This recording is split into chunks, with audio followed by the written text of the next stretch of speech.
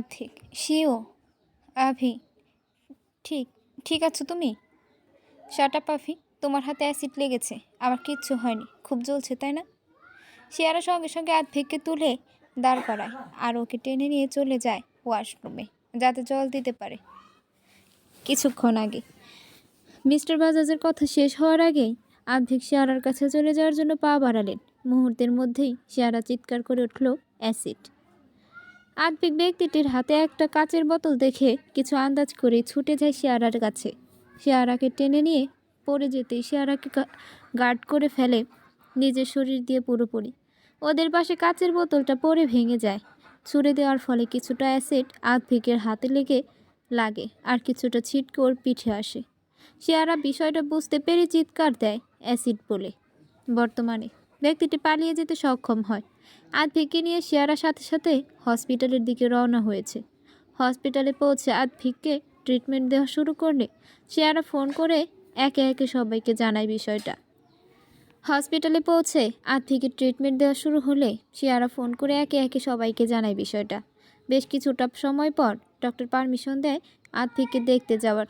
শিয়ারা ক্যাবিনে গিয়ে দেখে আর্থিকের হাতে যেখানে অ্যাসিড লেগেছে সেই জায়গাটা ব্যান্ডেজ করা। আর্থিক পেছন দিকে মাথা হেলিয়ে বসে আছে আধ শোয়া হয়ে। শিয়ারা পাশে গিয়ে বসতেই আর্থিক মাথা সোজা করে শিয়ারার দিকে তাকিয়ে জিজ্ঞেস করে, তোমার কোথাও লাগেনি তো? তখন ঠিকভাবে দেখতে কি দরকার ছিল ওভাবে আসার? তো কি করতাম? সব দেখেও চুপচাপ দাঁড়িয়ে থাকতাম? আমার জায়গায় তুমি থাকলে দাঁড়িয়ে থাকতে বুঝি? খুব জ্বলছে তাই না? আর্থিক নিজের ব্যান্ডেজের উপর জলের ফোঁটা দেখতে পেয়ে বাম হাত দিয়ে শিহারার মুখটা উপরে তুলে চোখের জলটা মুছিয়ে দেয়। তখন জ্বলে যাচ্ছিল, এখন ঠিক আছি।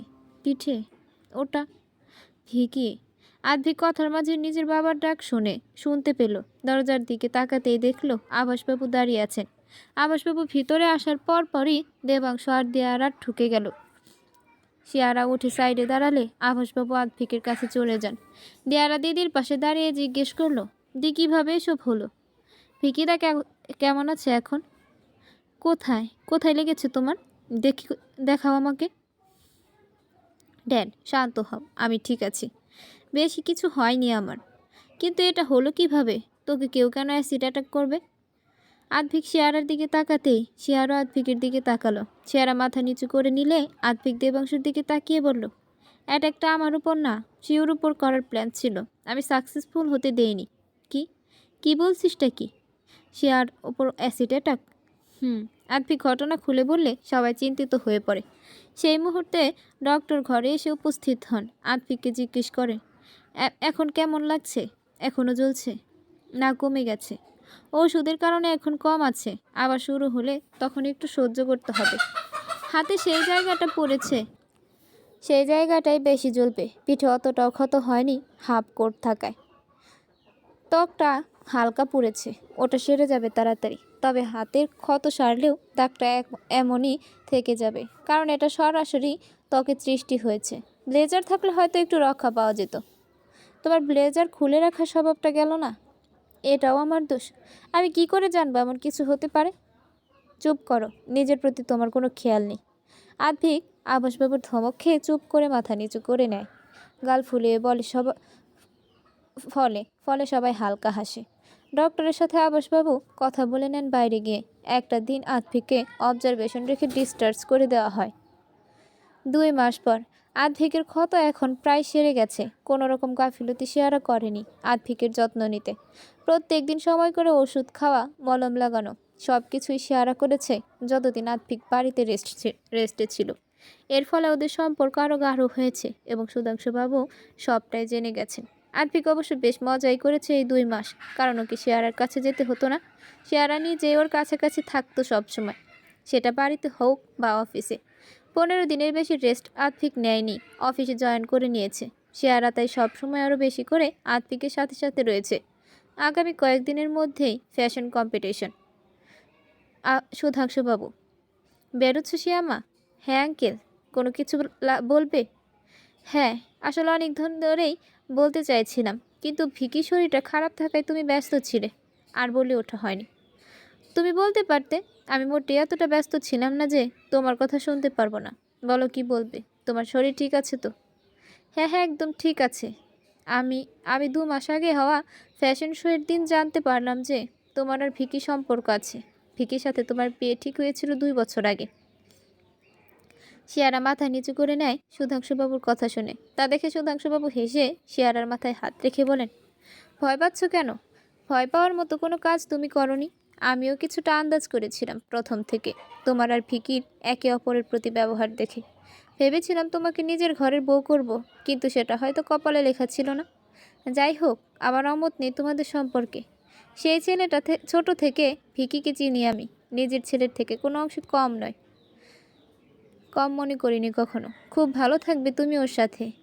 আঙ্কেল দেব, আমি জানি ওরা দুজন শুধুই একে অপরের তোমরা দুজন শুধুই একে অপরের বন্ধু হও। আচ্ছা যাও, তুমি তো বেরোচ্ছিলে। আর ভিকিকে বলো আমি যাবো ওর সাথে দেখা করতে। সে আর কথা না বাড়িয়ে হ্যাবতক মাথা নেড়ে হেসে বেরিয়ে যায়। বেরিয়ে আসার পর পরে ওর মুখ থেকে হাসিটা মুছে গিয়ে চিন্তার ছাপ ফুটে ওঠে। একবার বাড়ির দিকে তাকিয়ে নিয়ে গাড়িতে উঠে বসে শিয়ারা। অফিসে আধিকা একবার করে ফাইলের দিকে তাকাচ্ছে, একবার করে দরজার দিকে। অধৈর্য হয়ে ফাইল রেখে নিজের চেয়ারে বসে ল্যাপটপটা নিজের সামনে টেনে নেয়। সেক্ষেত্রেও ল্যাপটপ নামেই খোলা রয়েছে। আতিকের চোখ দরজার দিকে। আভাসবাবু, এত অধৈর্য হয়ে পড়ো না, তোমার প্রিয়তমা এলো বলে। আতিক চমকে উঠে সোফায় ম্যাগাজিন পড়তে বসে থাকা নিজের বাবার দিকে তাকালো। আমতা আমতা করে বলল, ইয়ে কি বলছো? আমি কেন অধৈর্য হব? সেই মুহূর্তে শিয়ারা ক্যাবিনে ঢুকলো আর আতিক উত্তেজিত হয়ে দাঁড়িয়ে জিজ্ঞেস করলো, কোথায় ছিলে? এত দেরি হলো কেন তোমার? আবাসবাবু হেসে ফেললেন আতিকের প্রতিক্রিয়া দেখে। তারপর চুপচাপ বেরিয়ে গেলেন, শিয়ারের দিকে একবার হাসি মুখে তাকিয়ে। আঙ্কেলের সাথে কথা বলতে গিয়ে দেরি হয়ে গিয়েছিল, তার ওপর অনেক ট্রাফিক ছিল আজকে। কি হয়েছে? তুমি ঠিক আছো তো? শিয়ারা আতিকের কাছে এগিয়ে গেলে আতিক শিয়ারাকে আলতো করে টেনে নিজের বুকের মাঝে নিয়ে আসে। ওর মাথাটা নিজের হৃদয়ের উপর চেপে ধরে ধীরে ধীরে বলে, চিন্তা হচ্ছিল খুব? শিয়ারা আতিকের হৃদস্পন্দনের গতিবেগ শুনে বুঝতে পারল সে কতটা চিন্তিত ছিল। শিয়ারা হালকা হেসে শক্ত করে আতিককে জড়িয়ে ধরে। অ্যাসিড অ্যাটাকের পর থেকেই আতিকের চিন্তা বেড়েছে। ঠিক আছে আমি আভি, তুমি চিন্তা করো না। আতিক শিয়ারাকে সোজা করে ওর কপালে গভীরভাবে ঠোঁট ছুঁয়ে দিতেই দরজায় কেউ নক করলো।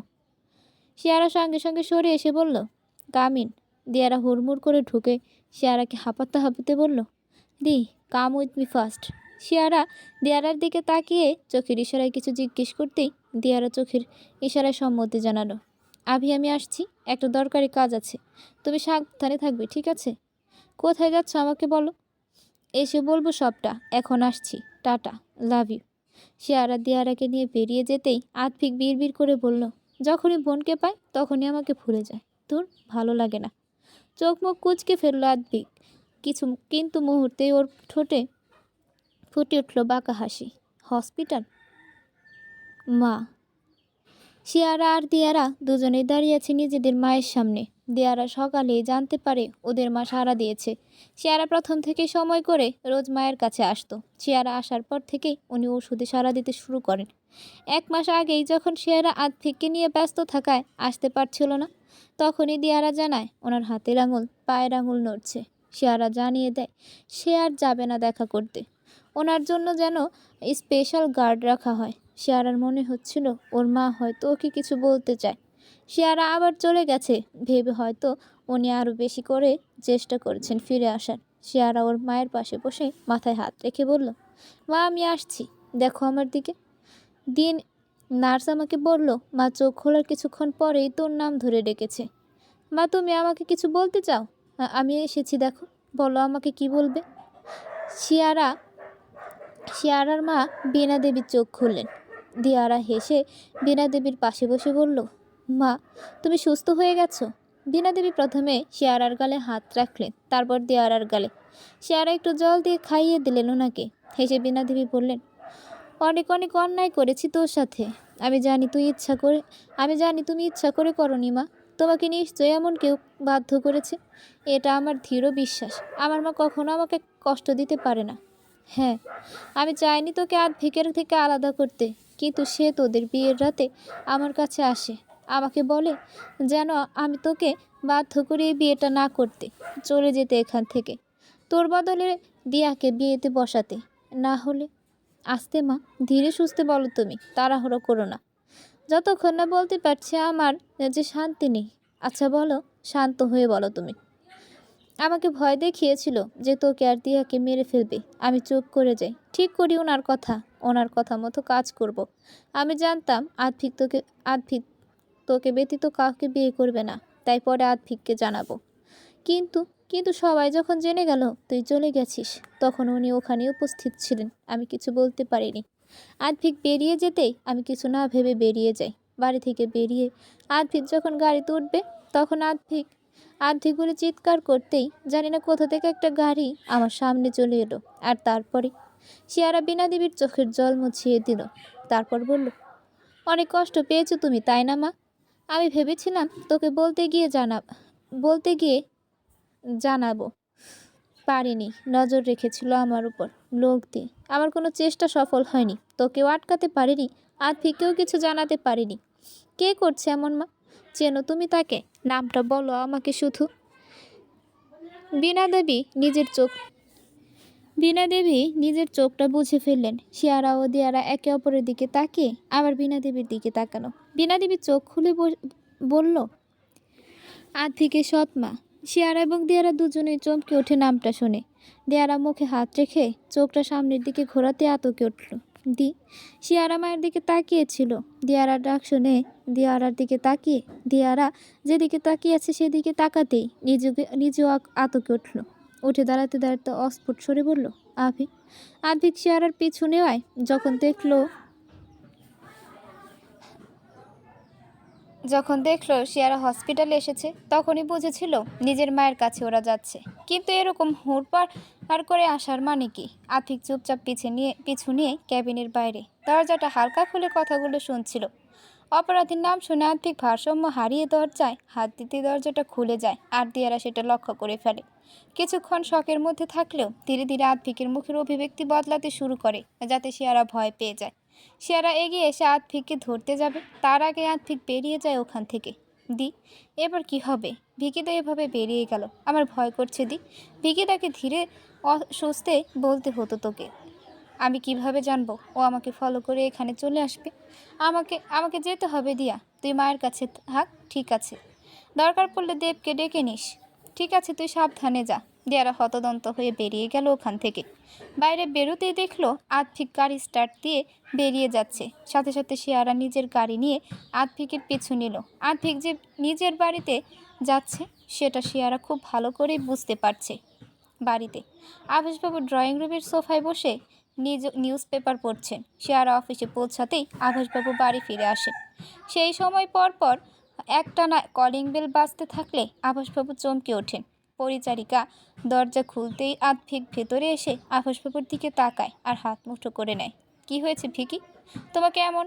আদ্ভিক ওপরে উঠে নিজের ঘরে চলে গেল। নিজেদের বাড়িতে থাকার দরুন আদ্ভিক নিজের রুম লক করলো না। অ্যাপার্টমেন্টে থাকলে হয়তো করতো। এই রুমে আসার সাহস এখন কেউ পাবে না। পরিচারিকা আদ্ভিকের যাওয়ার ধরন দেখে একটা ঠোক গিলে দরজা দিতে যাবে, তার আগে শিয়ারা সেখানে উপস্থিত হলো এবং পরিচারিকা আবারও দরজা খুলে দিল। শিয়ারা ভেতরে আসতেই দেখলো আভাসবাবু উপরের ঘরের দিকে তাকিয়ে দাঁড়িয়ে আছেন। আঙ্কেল, আভি কোথায়? ভিকি প্রচণ্ড রেগে নিজের ঘরে এখন তাণ্ডব চালাবে। অনেক বছর পর ওকে এভাবে দেখেছি। কি হয়েছে বলো আমায়? ও তো তোমার কাছে ছিল। এখন কোনো সমস্যা হয়েছে? এখন অত কিছু বলার সময় নেই আঙ্কেল, আমি আগে তাণ্ডব থামানোর ব্যবস্থা করি। যেও না এখন, এই সময় ওর মাথা ঠিক থাকে না। আভাসবাবু শিয়ারাকে আটকে কথাটা বলেন। শিয়ারা কোনো কিছু বলবে তার আগে বিকট একটা আওয়াজ আসে, শিয়ারা, আমাকে যেতে হবে আঙ্কেল। শিয়ারা চলে গেল ওপরে। আভাসবাবু দাঁড়িয়ে পায়চারি করতে শুরু করলেন। উনি বুঝতে পারছেন না হঠাৎ করে কি হলো। শিয়ারার উপর তো আজ অব্দি আদ্ভিক রাগ পর্যন্ত করেনি, তাহলে এত রাগ কার উপর ভেবে পাচ্ছেন না আভাসবাবু।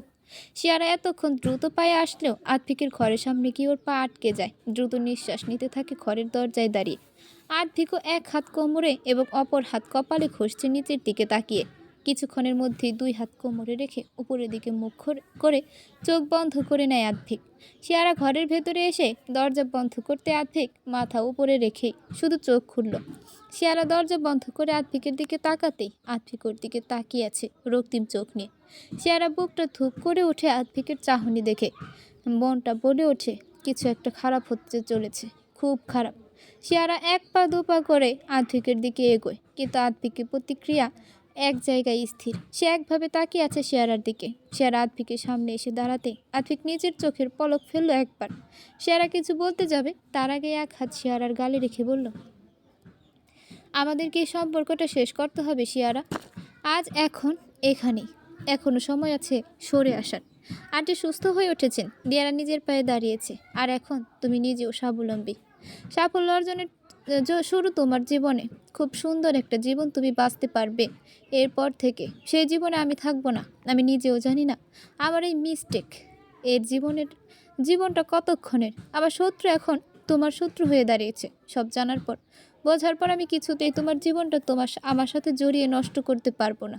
চলে যাও। আদ্ভিক নিজের কথা শেষ করে শিয়ারার গাল থেকে হাত সরিয়ে পেছনে ফিরে যায়। শিয়ারা নিজের কানকে বিশ্বাস করতে পারছে না। আদ্ভিক সম্পর্ক শেষ করার কথা বলল, এটা সত্যি? শিয়ারা ভেবে না বোধক মাথা নাড়িয়ে আদ্ভিককে নিজের দিকে ঘুরিয়ে বলল, আমাদের সম্পর্কটা মিস্টেক নয় আদ্ভিক। তোমার জীবনে যদি কোনো বিপদ আসে, সেটা আমরা দুজন মিলে একসাথে ফেস করব। তুমি শুধু শুধু ভয় পাচ্ছ আভি। 2 মাস আগে যে অ্যাক্সিডেন্টটা তোমার সাথে হয়েছে, সেটা আমার জন্য। 2 বছর আগে তোমাকে আমার থেকে আলাদা করা হয়েছে আমার জন্য। কেন জানো? এই বিশাল সম্পত্তির জন্য যেটা আমার নামে লেখা আছে। আদ্ভিক পিছিয়ে গিয়ে 2 হাত ছাড়িয়ে চিৎকার করে কথা বলল। শিয়ারা কিছু বুঝতে পারছে না আদ্ভিক কী বলছে। উনি চেয়েছিলেন আমি শেষ হয়ে যাই। আমার মাকে আমার থেকে আলাদা করেছেন। এবার ওনার নিশানা তোমার উপর। আমি নিজে থেকে মরলে তবেই গিয়ে সম্পত্তিটা পাবে। এইসব বোঝার পরও তুমি বলছো আমি ভয় পাবো না? না শিয়ারা, আমার এই জীবনের সাথে তো আমি তোমাকে জড়াতে পারবো না, যেখানে তোমাকে প্রতি মুহূর্তে কষ্ট পেতে হবে। জীবনের ঝুঁকি থাকবে তোমার। তুমি প্লিজ প্লিজ তুমি চলে যাও। আমার ভালোবাসাটা কি তুমি মজা পেয়েছো? যখন চাইবে আমার জীবনে আসবে, আমাকে ভালোবাসতে বাধ্য করবে, আর যখন চাইবে চলে যেতে বলবে। সম্পর্ক শেষ বলে মজা মনে হচ্ছে তোমার? ভালোবাসাটা মজার জিনিস নয় আভি। ঠিক, কিন্তু আমার জীবনটা একটা মজা। ড্যাভিড, এইসব তোমার আগে ভাবা উচিত ছিল। এগুলো তো তুমি আগে থেকেই জানতে, তাই না? আমি আসার আগে থেকে এসব ছিল আদ্ভিক। এতই যখন ভয় ছিল, তাহলে কেন আমাকে তোমার জীবনে আনলে? এত বছর কাছে টানলে, দূরে থাকতে পারতে। সেটাই তো কথা। তুমি আসার আগে আমি আমার শত্রু ছিলাম, এখন আমি তোমার শত্রু হয়ে উঠেছি। এটা আমি জানতাম না। আমি ভাবিনি আমি তোমার শত্রু হয়ে উঠব, আমার জীবনে ক্ষতির কারণ হয়ে দাঁড়াবো। তোমার জীবনে ক্ষতির কারণ হয়ে দাঁড়াবো। তাই প্লিজ এখান থেকে, আমার জীবন থেকে চলে যাও Shiara. Just go away. Shiara আরও কিছু বলতে গেলে আদ্ভিক শিয়ারার বাহু শক্ত করে ধরে টানতে টানতে দরজার দিকে নিয়ে যায়। শিয়ারা বারবার চেষ্টা করে আদ্ভিককে আটকানোর, ওকে বোঝানোর, কিন্তু কোনো লাভ হয় না। শিয়ারাকে ধাক্কা দিয়ে পার করতে শিয়ারা টাল সামলাতে না পেরে পড়ে যায় মেঝেতে। আদ্ভিক বুঝতে পারেনি সে এত জোরে ধাক্কা দিয়ে ফেলেছে। তাই শিয়ারাকে ধরতে যাওয়ার আগেই শিয়ারা ঘুরে কান্না ভেজা চোখে আদ্ভিকের দিকে তাকায় বসে থেকেই। আদ্ভিক তৎক্ষণাৎ নিজেকে শক্ত করে শিয়ারার মুখের উপর দরজাটা বন্ধ করে দেয়। শিয়ারা ঠুকরে কেঁদে ওঠে, দরজার উপর একটা হাত রেখে মাথা নিচু করে। অন্যদিকে আদ্ভিকের মুখে পুরো লাল হয়ে গেছে। সে বুঝতে পারছে না তার কী করা উচিত। জল এতটা দূর গড়িয়ে গেছে সে টের পর্যন্ত পায়নি। মাথাতে আসেনি এই বিষয়টা তার। অ্যাসিড অ্যাটাক হলো তার জন্য শিয়ারার উপর। সে ওখানে না থাকলে কী অবস্থা হতো শিয়ারার? ভাবতেই আদ্ভিকের চোখ দিয়ে জল গাল বেয়ে গড়িয়ে পড়ে। ভীষণ অসহায় লাগছে নিজেকে আজকে আদ্ভিকের। দরজায় হেলান দিয়ে ধীরে ধীরে বসে পড়ে সে। অনেকক্ষণ পর শিয়ারা অনুভব করে কেউ ওর হাতে নিজের ঠোঁটের স্পর্শ দিচ্ছে। চোখটা জোর করে খুলতেই দেখে আদ্ভিক বসে আছে ওর হাতটা ধরে। চোখটা একটু ঘোরাতেই টের পায় দরজা খোলা। কাঁদতে কাঁদতে কখন যে চোখ লেগে গিয়েছিল সেটা টের পায়নি শিয়ারা।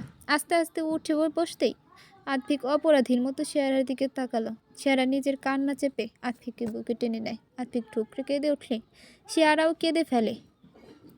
সব ঠিক হয়ে যাবে আভি, আমরা একসাথে সব কিছু ফেস করব।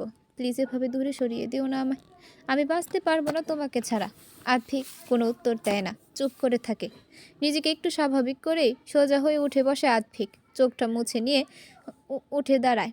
আদ্ভিককে উঠে দাঁড়াতে দেখে শিয়ারাও উঠে দাঁড়ায়, কিন্তু অনেকক্ষণ পা ভাঁজ করে বসে থাকায় এবং পড়ে গিয়ে ব্যথা পাওয়ায় পা টান করতে সমস্যা হয়, পড়ে যেতে নেয়। তবে আদ্ভিক সাথে সাথে ধরে নেয় শিয়ারাকে। কেন এমন করছো আভি? প্লিজ এমন করো না। আমি আমার জন্য তোমার জীবনটা নষ্ট করতে পারি না, বিশ্বাস করো। ভাবিনি এমন কিছু হবে। যদি জানতাম তাহলে কখনো তোমাকে নিজের জীবনের সাথে জড়াতাম না, কখনো না। তার মানে তুমি তোমার সিদ্ধান্ত অনড় থাকবে, তাই তো? আদ্ভিকের নীরবতা শিয়ারার বুকের হাহাকার ছড়িয়ে দেয়। একটা উচ্চ আর্তনাদ করে ওঠে শিয়ারার হৃদয়, যা কেউ শুনতে পায় না। আদ্ভিকের হাতটা ছাড়িয়ে নিয়ে শিয়ারা বলে, ঠিক আছে, আমি চলে যাচ্ছি।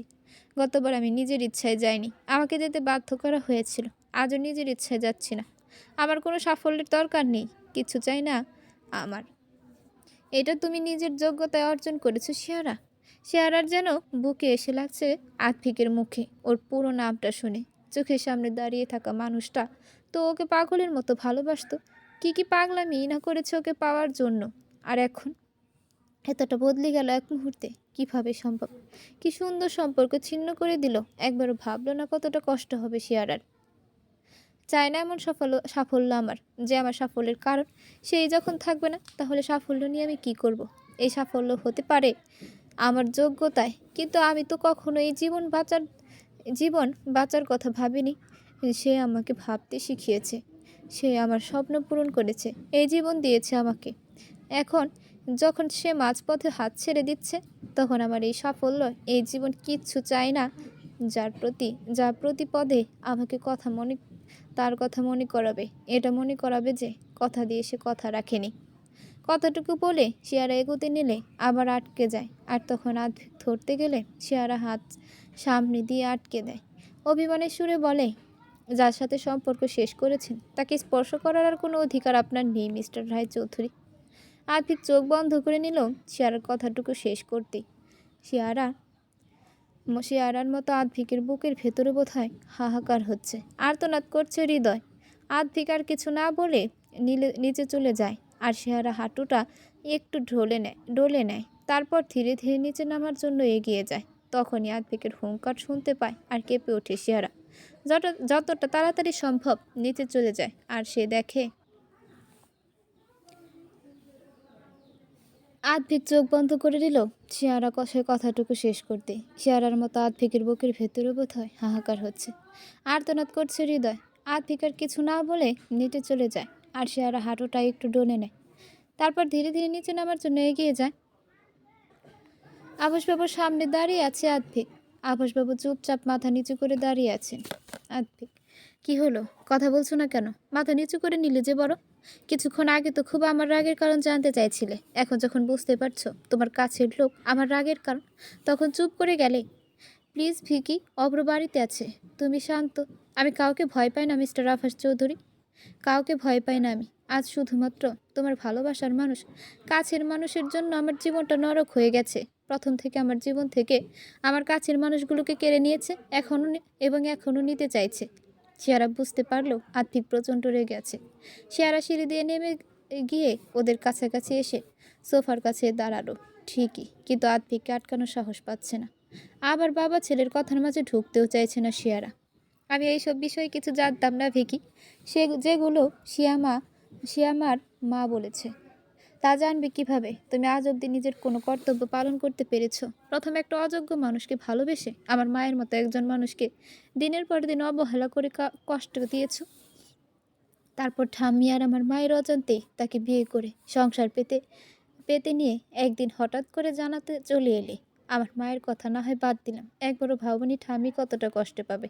তারপর যখন আমি তোমার কাছে থাকতে চেয়েছিলাম এত কিছুর পরেও, তখন তুমি আমাকে তোমার কাছ থেকে দূরে সরিয়ে দিয়েছিলে। আরে তুমি তো যোগ্যই নয় কোনো কিছুর। না ভালো ছেলে হতে পেরেছ, না ভালো স্বামী, আর না ভালো বাবা, কিচ্ছু না। আভি স্টুপিড। কি বলছো? যা বলছি ঠিক বলেছি। কে বলেছিল ওনাকে আমার প্রতি দরদ দেখিয়ে এই বাড়িতে পড়ে থাকতে? কে বলেছিল এসব সম্পত্তি আমার নামে করে রাখতে? আমি তো চাইনি এইসব। যে আমাকে একটা মিস্টেক বলে পরিচয় দিয়েছে, তার থেকে বাবার পরিচয় চাইনি আমি, কখনো চাইনি। আজ শুধুমাত্র ওনার জন্য আমার জীবনটা নরকে পরিণত হয়েছে। আর্থিক প্লিজ, অনেক বলে ফেলেছ, চুপ করো এবার। মানুষটা তোমার বাবা হয়, তোমার পাশে ছিল এতদিন। উনি কি উনি কিছু বলছেন না বলে এভাবে কথা শোনাতে থাকবে তুমি? ওনার যেমন আমার কথাগুলো বিষের মতো লাগছে, আমার পুরো জীবনটাও বিষিয়ে গেছে। আর্থিক দাঁতে দাঁত চেপে কথাগুলো বলে ওপরে উঠে গেল।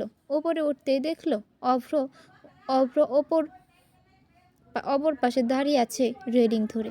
আতিক অভ্রর দিকে রক্তচক্ষু নিয়ে তাকাতেই অভ্র মাথা নামিয়ে নিজের ঘরে ঢুকে গেল। আর আতিক মাথা নামিয়ে নিচের দিকে তাকালো। আঙ্কেল, আঙ্কেল আপনি বসুন। আমি জানি ওর কথায় আপনার খারাপ লেগেছে। আমাকে অনেক কিছু শুনিয়েছে। আমাকে বলেছে আমাদের সম্পর্কে নাকি এখানেই শেষ। আবাসবাবু চমকে উঠে তাকালো শেয়ারার দিকে। আবাসবাবুর প্রতিক্রিয়া দেখে শেয়ারা মাথা নিচু করে সম্মতি জানালে আবাসবাবু বলেন, এসব কি বলছো তুমি? দাঁড়াও, আমি এক্ষুনি কথা বলছি ওর সাথে। আঙ্কেল প্লিজ, কিছুক্ষণ আগে ও আপনাকে এত কথা শোনালো, আর এখন আপনি ওর সাথে কথা বলতে যাচ্ছেন? আমাকে যে কথাগুলো বলেছে সেগুলো তো কিছু ভুল বলেনিও। আমার এসবই প্রাপ্য, তবে আমাকেও এসব বলে ঠিক করেনি। তবু এখন যাওয়ার দরকার নেই আঙ্কেল, আগে রাগটা ঠান্ডা হোক। আচ্ছা তবে তাই হবে। জানো তো শিয়ামা, ওর মায়ের সাথে সত্যি আমি অনেক অন্যায় করেছি, নিজের মায়ের সাথেও।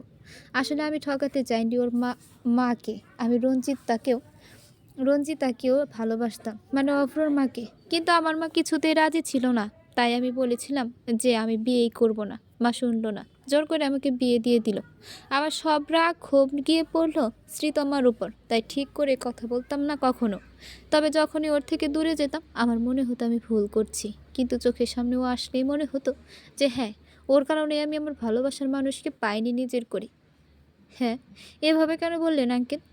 আপনাকে কে কি বলতো এমনটা যে ওর মায়ের জন্য আপনি আপনার ভালোবাসা পাননি? রঞ্জিতা বলতো।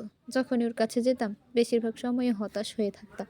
কিছু জিজ্ঞেস করলেই বলতাম যে স্ত্রীর সাথে আমি ঠিক করছি না। আর তখনই ও আমাকে বলতে শুরু করতো যে স্ত্রীর জন্যই আমরা এক হতে পারিনি। আমার ভালো লাগতো না, চলে আসতাম। কিন্তু ওর কথাগুলো মনে গেঁথে যেত। এই টানাপোড়েনে একদিন অতিরিক্ত নেশা করে ফেলি, আর প্রথম হয়তো স্ত্রীকে কাছে টেনে নিই। আভাসবাবু মাথা নিচু করে ফেলেন। চেয়ারা সময় দেয় ওনাকে একটু। আভাসবাবু আবারও বলতে শুরু করেন, এই ঘটনাটা আমার হুঁশ থাকতেই হয়েছিল। তাই হঠাৎ করে আমি স্ত্রীর প্রতি একটা টান অনুভব করেছিলাম। আমাদের সম্পর্কটা একটু ভালো হচ্ছিল। নিজের থেকেই একদিন ওকে স্ত্রী বলে রেখেছিলাম। সেদিন ওর খুশির ঠিকানা ছিল না। আবাসবাবুর ঠোঁটে হাসি ফুটে ওঠে কথাটা বলতে গিয়ে। হয়তো শ্রীতমা দেবীর হাসি মুখটা সেই মুহূর্তটা চোখের সামনে ভেসে উঠেছে ওনার। নিজেকে আবার স্বাভাবিক করে নিলেন উনি। আমি ঠিক করে নিয়েছিলাম আমাকে কি করতে হবে। বুঝে গিয়েছিলাম অতীতকে ভুলে বর্তমান মেনে নিয়ে এগোতে হবে আমাকে। একজন নির্দোষ মানুষের সাথে দিনের পর দিন অন্যায় করতে পারছিলাম না আমি। তাই রঞ্জিতাকে গিয়ে জানাই যে আমি তার সাথে কোনো সম্পর্ক রাখতে পারবো না। এটুকু বলে ওকে বিদায় জানিয়ে চলে এসেছিলাম। সব ঠিক চলছিল, তারপর কিন্তু হঠাৎই সব আবার এলোমেলো হয়ে গেল। কি হয়েছিল? আমার কাছে খবর এলো রঞ্জিতা সুইসাইড অ্যাটেম্প্ট করেছে। আমি চিন্তিত হয়ে পড়ি। দেখতে দেখতে যাই ওকে। সেটাই হয়তো আমার জীবনে কাল হয়ে দাঁড়ালো। কেন? আভাসবাবু, রঞ্জিতা এক প্রকার বাধ্য করলো ওকে বিয়ে করতে আমাকে। আমি বিয়ে না করলে ও আত্মহত্যা করতো। আমি আরেকবার পড়ে গেলাম দোটানায়। মানুষ হয়ে একটা মানুষকে মরতে দিতে পারি না আমি ওভাবে। সেখানেও আমার ভালোবাসা ছিল, পুরোপুরি ওকে ভুলতে পারিনি তখনও। এদিকে বারবার চির কথা মনে আসছিল। রঞ্জিতাকে বলেছিলাম আমি স্ত্রীকে ভালোবাসতে শুরু করেছি। ওকে ও কেই নজরের স্ত্রী মানি, নিজের স্ত্রী মানি ওকে। তারপর ও আমাকে বিয়ে করতে বাধ্য করেছিল। আমি বুঝতে পারছিলাম না কিভাবে নিজের মাকে স্ত্রীকে বিষয়টা জানাবো। কিন্তু পরে নিশ্চয় আপনি আপনার ভালোবাসাকে আপন করে নিয়েছিলেন। আভাসবাবু চুপ করে গেলেন। একটু সময় নেওয়ার পর শেয়ারাকে জিজ্ঞেস করলেন, আমাকে বিশ্বাস করবে তুমি? বলুন, বিশ্বাসযোগ্য হলে নিশ্চয়ই করব। অভ্র আমার ছেলে নয়। শেয়ারা চমকে উঠল এক প্রকার। আভাসবাবু নির্বিকারভাবে বসে আছেন। শেয়ারা নিজেকে একটু ধাতস্থ করে জিজ্ঞেস করলো, এসব আপনি কি বলছেন আঙ্কেল? অভ্র আপনার ছেলে নয়, এটাও জানে? ওর মাকে ওর মা ওকে জানায়নি কখনো।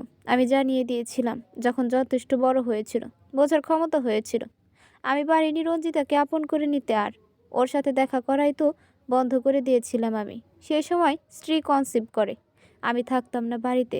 কাজের জন্য সবসময় বাইরে বাইরে থাকতাম। স্ত্রী ফোন করলে ফোন ধরতাম না। আমার মনে আছে 2-3 মাস না আমি না ওকে একটু দেখেছিলাম আর না কথা তো দূরের কথা। আসলে পালিয়ে বেড়াচ্ছিলাম স্ত্রীর থেকে। ওর সামনে দাঁড়ানোর মতো সাহস পাচ্ছিলাম না। কবে জানতে পারলেন আদ্ভিকের ব্যাপারে? আমি শুটিংয়ের জন্য যেহেতু বাইরে ছিলাম, আমার সাথে স্ত্রী যোগাযোগ করতে পারছিল না দেখে মা সুধাংশুকে দিয়ে আমাকে জানায়। খুব খুশি হয়েছিলাম জানো। সব ভুলে গিয়ে ফিরে ফিরে এসেছিলাম আমি। স্ত্রী অবাক হয়ে গিয়েছিল আমার প্রতিক্রিয়া দেখে। ও ভাবিনি আমি এতটা খুশি হব। অনেক যত্ন করেছিলাম ওকে, আগলে রেখেছিলাম খুব ভালোভাবে। তবে আমি চেয়েছিলাম আমার মেয়ে হোক। তাহলে তাহলে আদ্ভিক যে বলেছিল আপনি ওকে মিস্টেকের তকমা দিয়েছিলেন, সেটা কি সত্যি? আমার ছেলে কখনো মিথ্যা বলে না। সব ঠিক চলছিল। আদ্ভিক হওয়ার পর মাসখানেক পর হঠাৎই আমার কাছে রঞ্জিতার ফোন আসে। আমার বুকের ভেতরটা কেঁপে উঠেছিল সেই সময়। ফোনটা তুলিনি প্রথমে, পরের বার তুলতে অন্য একজন মেয়ের গলার স্বর পাই। অন্য কেউ, কিন্তু সে কে?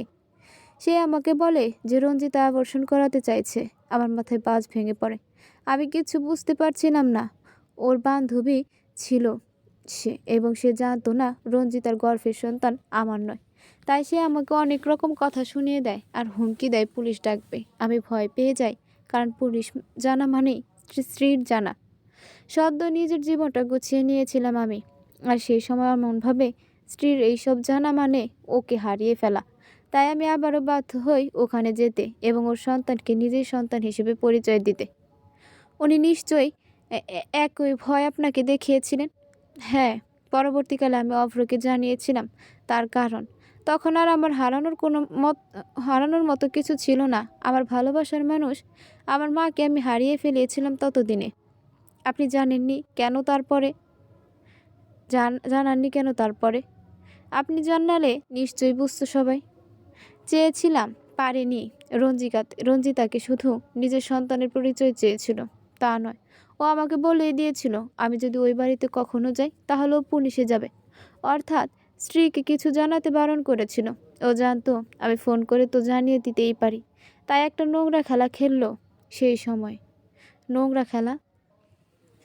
হ্যাঁ, তখন আমি বুঝিনি, কারণ ও খুব সুন্দরভাবে বিষয়টা সাজিয়ে আমাকে দেখিয়েছিল যাতে আমি ভুল বুঝি।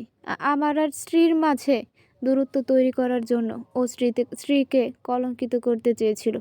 ওর চরিত্র খারাপ প্রমাণ করেছিল আমার কাছে। সেই সময় আমি মেনেও নিয়েছিলাম, কিন্তু স্ত্রীকে কিছু বলিনি। মাসের পর মাস বাইরে থাকতাম কাজের জন্য। এটাই ধরে নিয়েছিলাম যে আমি তো স্ত্রীকে কখনো সুখে রাখতে পারিনি। ও যদি অন্য কারোর সাথে সুখে থাকে তাহলে আমার আর কি দরকার ও সুখের মাঝে বাধা হওয়ার। বাড়িতে ফিরিনি আর কখনো। মায়ের সাথে কথা বলতাম, মায়ের থেকেই জেনে নিতাম। আর সুধাংশু তো ছিলই। ঠাম্মি কখনো ফিরতে বলেনি আপনাকে? বলতো, কিন্তু আমি কথা ঘুরিয়ে দিতাম বা ফোন রেখে দিতাম। তবে অনেক বছর পর যখন বাড়িতে পা রেখেছিলাম, তখন স্ত্রীকে দেখে সবার প্রথম এটাই মনে হয়েছিল ও অন্য কাউকে বেছে নিয়েছে। তাই না চাইতেও খারাপ ব্যবহার করে ফেলেছিলাম একদিন। তাই নেশার ঘোরে বলেই ফেলি আর্থিক একটা মিস্টেক। অতগুলো বছর পর হঠাৎই বা ওনাদের এই বাড়িতে কেন নিয়ে এসেছিলেন? তখনও কি বাধ্য করে? হ্যাঁ, ঠিকই ধরেছো তুমি। তখনও বাধ্য করেছিল আমাকে। আমি ঠিক করেছিলাম সবটা জানিয়ে দেব নিজেই, ওদের বাড়ি নিয়ে গিয়ে। বেকার মিডিয়া জানাজানি হওয়ার আগেই থেকে জানিয়ে দিই স্ত্রীও তখন অন্য কাউকে বেছে নিয়েছে। যদি বিশ্বাস করে তাহলে ভালো, আর না করলে আমার কিছু করার থাকতো না। ডিএনএ টেস্ট করতে বলে দিলাম, কিন্তু মিডিয়াকে গিয়ে আগে জানালে কাদা ছোড়াছুড়ি হতো। তারপর গিয়ে যা প্রমাণ হওয়ার হতো। আমার ছেলে নিজের বাবার নামে এসব শুনুক লোকের কাছে, সেটা চাইনি আমি। কিন্তু বাড়ি ফেরার পর আমি বলার আর সুযোগ পাইনি। আভাসবাবু থামলেন। পেয়ারা কিছুটা হলেও জানে এরপর কি ঘটেছে। আভাসবাবু একটা বড় নিঃশ্বাস নিয়ে বললেন, স্ত্রী শুধু জিজ্ঞেস করেছিল রঞ্জিতা আমার স্ত্রী কিনা। আমি হ্যাঁ বলতেই ও আর কিছু না শুনে ঘরের দরজা লাগিয়ে দেয়।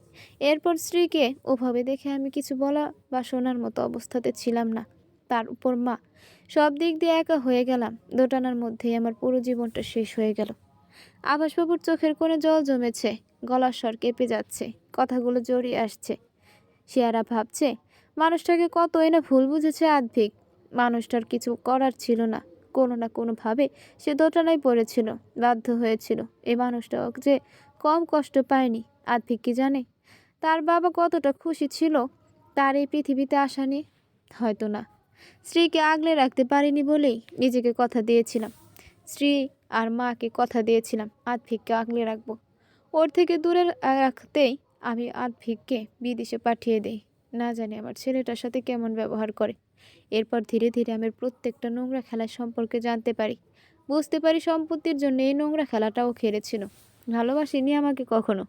সেদিনই তাড়িয়ে দিয়েছিলাম ওকে, যেহেতু প্রমাণ ছিল আমার কাছে, তাই কিছু করতে পারেনি। তার মানে এত কিছু শুধুমাত্র সম্পত্তির লোভে? ছি, আমি তো ভাবতেও পারছি না। দুটো মানুষের প্রাণ চলে গেল এর জন্য। এই বাড়ি, এই সম্পত্তি মা আদ্ভিকের নামে করে গিয়েছিল।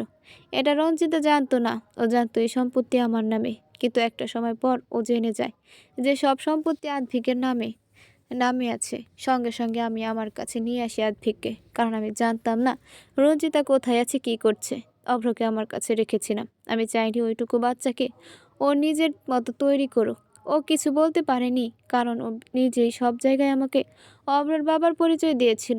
তাছাড়া সম্পত্তির লোভ তো আছেই। ভেবেছিল নিশ্চয়ই অভ্রর নামে আমি সম্পত্তি লিখব, কিছুটা হলেও, তখন সেটাও ও পারবে ভোগ করতে। কিন্তু আমার সাথে যখন পরিচয় হয়েছিল আদ্ভিকের, তখন তো অভ্র ছিল না, পরে এসেছিল। হ্যাঁ, বাইরে গিয়েছিল পড়তে। জানি না ও রঞ্জিতার সাথে যুক্ত কিনা। ভিকি আমাকে ভুল বুঝছে। আমি রঞ্জিতাকে লুকিয়ে রাখিনি। আমি জানি ও ভাবছে এটাই, তাই তো বারবার চিৎকার করে বলল আমার ভালোবাসার মানুষ। যদি সত্যি জানতো আমার ভালোবাসার মানুষটা ওর মা, তাহলে হয়তো এই পরিস্থিতি আসতো না। আমি চাইলেই ওকে জানাতে পারতাম এসব, কিন্তু আমার মুখে ও কখনো ওর মায়ের নাম শুনতে চায়নি। আকাশবাবু চুপ করে গেলেন। একটু সময় বাদে চেয়ারার হাতটা নিজের হাতের মধ্যে নিয়ে বললেন, ওকে আগলে রাখিস মা। আমি কখনো নিজের জীবনের চাইতে আমার জীবনের চাইতেও বেশি প্রিয় ছেলেকে মিস্টেক বলতে চাইনি। ওকে সেদিন নেশার ঘরে মিস্টেক বলাটাই আমার জীবনের অনেক বড় মিস্টেক ছিল। কিন্তু এই পরিস্থিতিতে আমার মাথা ঠিক ছিল না। আভাসবাবু নিজের কথা থামিয়ে নিজের কান্না আটকানোর চেষ্টা করেন, দুটো ঠোঁট দুটো একে একে অপরের সাথে চেপে রেখে, কিন্তু পারেন না। চেয়ারার হাত দুটো শক্ত করে ধরে ঠুকরে কেঁদে ওঠেন আর বলেন, অনেক ভালোবাসি আমি ওকে, অনেক। আমার ছেলে আমার কাছে মিস্টেক না, আমার জীবন, আমার প্রাণের চাইতেও প্রিয় ও আমার কাছে। স্ত্রীকে হারানোর পর এই একমাত্র বেঁচে থাকার অবলম্বন আমার কাছে। আমি চাই না ওর কোনো ক্ষতি হোক, ও কষ্টে থাকুক, ওর জীবন নরক হোক। আমি আগলে রাখতে চেয়েছি ওকে, কিন্তু পারিনি রে। আমি সত্যি ব্যর্থ, সব দিক দিয়ে সত্যি ব্যর্থ। চেয়ারা নিজেও চোখের জল ফেলতে থাকে আভাসবাবুর কান্না দেখে, কিন্তু থামায় না আভাসবাবুকে। একটু কাঁদুকুনি, কাঁদলে ওনার মনটা হালকা হবে। এই কথাগুলো আজ অবধি হয়তো কাউকে বলতে পারেনি উনি। আমি ওনাকে জানাতে চাই আমি যেমন ওকে ভালোবাসি, ওর মাকেও ভালোবাসি। এখনও আমার মনে ওর মাই আছে। আমি কখনো নিজের ইচ্ছায় ওর মাকে দূরে ঠেলে দেইনি, খারাপ ব্যবহার করিনি। আমার পরিস্থিতিটাই এমন ছিল যে আমি কিছু করতে পারিনি, শুধুমাত্র ওর জন্যই বেঁচে থাকা। না হলে বিশ্বাস করো, স্ত্রীকে ওভাবে দেখে আমার বাঁচার বিন্দুমাত্র ইচ্ছা ছিল না। আমি কখনো ওর মাকে অবিশ্বাস করিনি। নিজের কর্মফল মনে করে ওর মায়ের সুখের কথা ভেবেই সরে গিয়েছিলাম। ওকেও দূরে রাখতে চাইনি, সময় দিতে চেয়েছিলাম, কিন্তু পারিনি। আমি এমন একটা মানুষ যে কিনা কখনো নিজের চাওয়াটা পায়নি, শুধু পরিস্থিতির শিকার হয়ে এসেছে। এতদিন যাও ছেলেটা আমাকে বাবা বলতো, এখন হয়তো তাও বলবে না। না আঙ্কেল, আপনার ছেলে আপনাকে বাবাও বলবে, কথাও বলবে। আমি কথা দিচ্ছি আপনাকে। আপনি ঘরে গিয়ে রেস্ট নিন, আর চোখের জল ফেলবেন না। সব ঠিক হয়ে যাবে দেখবেন। শিয়ারা উঠে দাঁড়িয়ে নিজের চোখ মুছে নেয় আর আভাসবাবুকে দাঁড় করায়। তারপর ওপরের দিকে আদ্ভিকের ঘরের দিকে তাকায়। আপনি যান, আমি আসছি। শিয়ারা ধীরে ধীরে উঠে চলে যায়। পায়ের ব্যথাটাও এতক্ষণ বসে থাকায় লাগবো হয়েছে। আদ্ভিকের ঘরে ঢুকতেই দেখে আদ্ভিক বিছানায় একটু ঝুঁকে দুই হাঁটুর উপর দুই কুনুই রেখে বসে আছে। এবার আর শেয়ারার মনে কোনো ভয় কাজ করছে না। শেয়ারা আদ্ভিকের দিকে এগুলেই আদ্ভিক উঠে ওর দিকে পেছন করে দাঁড়ায়। পকেটে হাত গুজে গম্ভীর গলায় বলে, শিয়ারা, আমি তোমাকে এখান থেকে চলে যেতে বলেছি, প্লিজ। আতিক বুঝতে পারে শিয়ারা এখনো যায়নি, তাই এক প্রকার চিৎকার করেই বলে, Shiara please stay away from me. কেন কথা শুনছো না তুমি আমার? চলে যাও এখান থেকে, একা ছেড়ে দাও আমাকে, জাস্ট গো অ্যাওয়ে। শিয়ারা পিছন ফিরে চলে যায়। আতিক সেটা দেখে একটা নিঃশ্বাস ফেলে, কিন্তু দরজা বন্ধ করার আওয়াজ কানে আসতেই আতিক সামনে ফেরে আর দেখে শিয়ারা দরজা বন্ধ করেছে। আতিক বিরক্তি সহকারে একবার চোখ বন্ধ করে নিয়ে একটা নিঃশ্বাস ছাড়ে। তারপর বলতে পারার আগেই শিয়ারা ওর কাছে এসে ওর শার্টের কলার দুটো শক্ত করে ধরে, পা ঢিলকি দিয়ে ওর ঠোঁটে নিজের ঠোঁট চেপে ধরে। ঘটনাচক্রে আতিক হতভম্ব হয়ে যায়। শিয়ারা নিজের মতো করে আতিকের ঠোঁট জোড়া পালা করে শুষে নিতে শুরু করলে আতিকের আবেশে চোখ বন্ধ হয়ে আসে। সঙ্গে সঙ্গে ওর সবটা মনে পড়লে ও জোর করে সরিয়ে আনে শিয়ারার থেকে নিজেকে। শিয়ারা, কি করছো তুমি?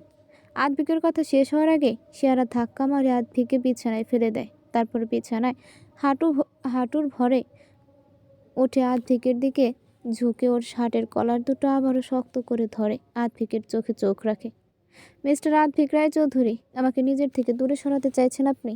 আমাকে, যাকে কিনা আপনি প্রথম দেখায় ভালোবেসে ফেলেছেন, এমনটা বলেছিলেন, যার জন্য সব সময় পাগলামি করতে রাজি ছিলেন, তাকে। আজ আমি আপনার কাছে শিউ থেকে শিয়ারা হয়ে গেছি, তাই তো? এত সহজে বলে দিলেন আপনি সম্পর্ক শেষ, এত সহজে? আতিক একটু সময় নিয়ে শিয়ারার হাতের উপর হাত রেখে চোখে চোখ রাখতেই দেখে ওর চোখ দুটো ছলছল করছে, আর একটু হলেই জল গড়িয়ে পড়বে। আতিকের বুকের ভেতরটা হু হু করে ওঠে, বলতে গিয়েও কিছু বলতে পারে না। অসহায়ভাবে তাকিয়ে থাকে শিয়ারার দিকে। তারপর কিছু বলার চেষ্টা করতে গেলেই শিয়ারা বলে ওঠে, আপনি আমাকে বলেছিলেন যা করবেন ভেবেচিন্তে করবেন, রাগের মাথায় কোনো সিদ্ধান্ত নেবেন না। তাহলে এখন এখন কি করছেন আপনি? এই কথাটাও রাখলেন না আপনি? অবশ্য সম্পর্ক রাখার কথাই যেখানে রাখছেন না সেখানে এটা তো স্বাভাবিক। আমাকে খালি বলতেন, আমি কথা রাখিনি। এখন আপনি কি করেছেন? এত সহজে সহজে আমাদের সম্পর্কটা ভেঙে দিচ্ছেন। যতটা সহজে সম্পর্কটা ভেঙে দিলেন, ততটা সহজে আমাকে অন্য কারো হয়ে যেতে মনে নিতে পারবেন তো? তখন আতিক শিয়ারাকে নিজের উপর থেকে সরিয়ে নিজের শরীরের নিচে নিয়ে এসে মুহূর্তের মধ্যেই ও ঠোঁটজোড়া নিজের আয়ত্তে নিয়ে এলো। শিয়ারার এক নাগারে কথা বলার কারণে সে কিছুই বলে উঠতে পারছিল না, তাই এর শাস্তি স্বরূপ সে এখন শিয়ারাকে এক নাগারে চুমু খেয়ে দেবে বলে ঠিক করেছে। শিয়ারা প্রথমে বাধা দিলেও ধীরে ধীরে তা শিথিল হয়ে যায়।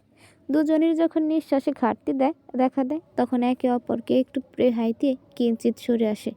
দুজনই হাঁপাতে থাকা অবস্থায় একে অপরের চোখের দিকে তাকায়। শিয়ারের কিছুক্ষণ আগে বলা শেষ কথাটা আতিকের মাথায় আসতেই আতিকের মধ্যে হিংস্রতা জেগে ওঠে, যেটা ওর চোখে দেখতে পায় শিয়ারা, কিন্তু প্রতিক্রিয়া জানানোর সময় পায় না। আতিক শিয়ারার গলায় মুখ গুজে দিয়ে শিয়ারার দুটো হাত বিছানার সাথে চেপে ধরে। নিজের গলায় আতিকের ঠোঁট ও জিভের স্পর্শ পেতেই শিয়ারা চোখ বন্ধ করে নেয়, কিন্তু কিছুক্ষণের মধ্যেই ও কুকিয়ে ওঠে আর ঠোঁট কামড়ে বলে, আহ আভি, আমাকে আটকানোর চেষ্টা করবে না শিউ। আতিকের এমন শীতল ভারী ধীর গলার স্বর শুনে শিয়ারার কেমন যেন নেশা ধরে গেল। উপভোগ করতে লাগলো আতিকের ভালোবাসার ছোঁয়া। আতিকও ধীরে ধীরে বন্যতা কাটিয়ে আদরে হয়ে উঠল। শিয়ারার দুই হাত ছেড়ে দিয়ে ডান হাতের কনুইয়ে ভর দিয়ে ডান হাত ওর গালে রাখলো। বাম হাত ধীরে ধীরে কোমরে নামিয়ে আনলো আতিক। ওর গলা থেকে মুখ উঠিয়ে কপাল গালে সহ ছাড়া মুখে ঠোঁট ছোঁয়াতে লাগলো। এরপরে আবার ওর চোখ গেল শিয়ারার গলায়। লাল হয়ে রয়েছে জায়গাগুলো, সেই জায়গাগুলো নিজের ঠোঁট ও জিভ বুলাতে লাগলো আতিক। আতিকের এমন কাজে শিয়ারা শিউরে ওঠে, দু হাতে আতিকের পিঠ খামচে ধরে, নিজেও আতিকের ঘাড়ে কানে নিজের ঠোঁট বুলিয়ে দেয়। আতিকের হাত শিয়ারার কোমরে ঘোরাফেরা করতে করতে একটা সময় পর কোমর থেকে ধীরে ধীরে উপরে উঠতে থাকে। একে অপরের ভালোবাসতে থাকে দুজন সব ভুলে। কয়েক ঘন্টা পর আতিকের বুকে মাথা রেখে শিয়ারা ঘুমিয়ে আছে। আজকের ধকলের ফলে সে ঘুমিয়ে গেছে। শিয়ারার মাথায় অনবরত হাত বুলাচ্ছে আতিক, দৃষ্টি সামনের দিকে স্থির। একটা নিঃশ্বাস ছেড়ে আতিক শিয়ারাকে পাশে শুইয়ে দিয়ে ওর মুখের দিকে তাকিয়ে রইল, কনুইয়ে ভিড় দিয়ে কানের উপরে হাত রেখে। অপর হাতটা দিয়ে শিয়ারার চুলগুলো সরিয়ে দেয় আতিক। শিয়ারার ঘুমটা হঠাৎ ভেঙে যায়। চোখ খুলে আদ্ভিককে দেখে নিয়ে আবার চোখ বুজে ফেলে। সেটা দেখে আদ্ভিক হাসে হালকা। তারপর আবার যখন শিয়ারা চোখ খোলে তখন ওর দিকে তাকিয়ে শুধু দুবার পর পর ভ্রু উঁচু করে অর্থাৎ কি হয়েছে? শিয়ারা নাবোধক মাথা নাড়ে হাসি মুখে, আর আদ্ভিক নিজের হাতটা শিয়ারার কানের পাশে রেখে ওর দিকে মুখ এগিয়ে নিয়ে কপালে গভীরভাবে ঠোঁট ছোঁয়ায়। রাত হয়ে গেছে, চলো বাড়ি পৌঁছে দেবো তোমায়।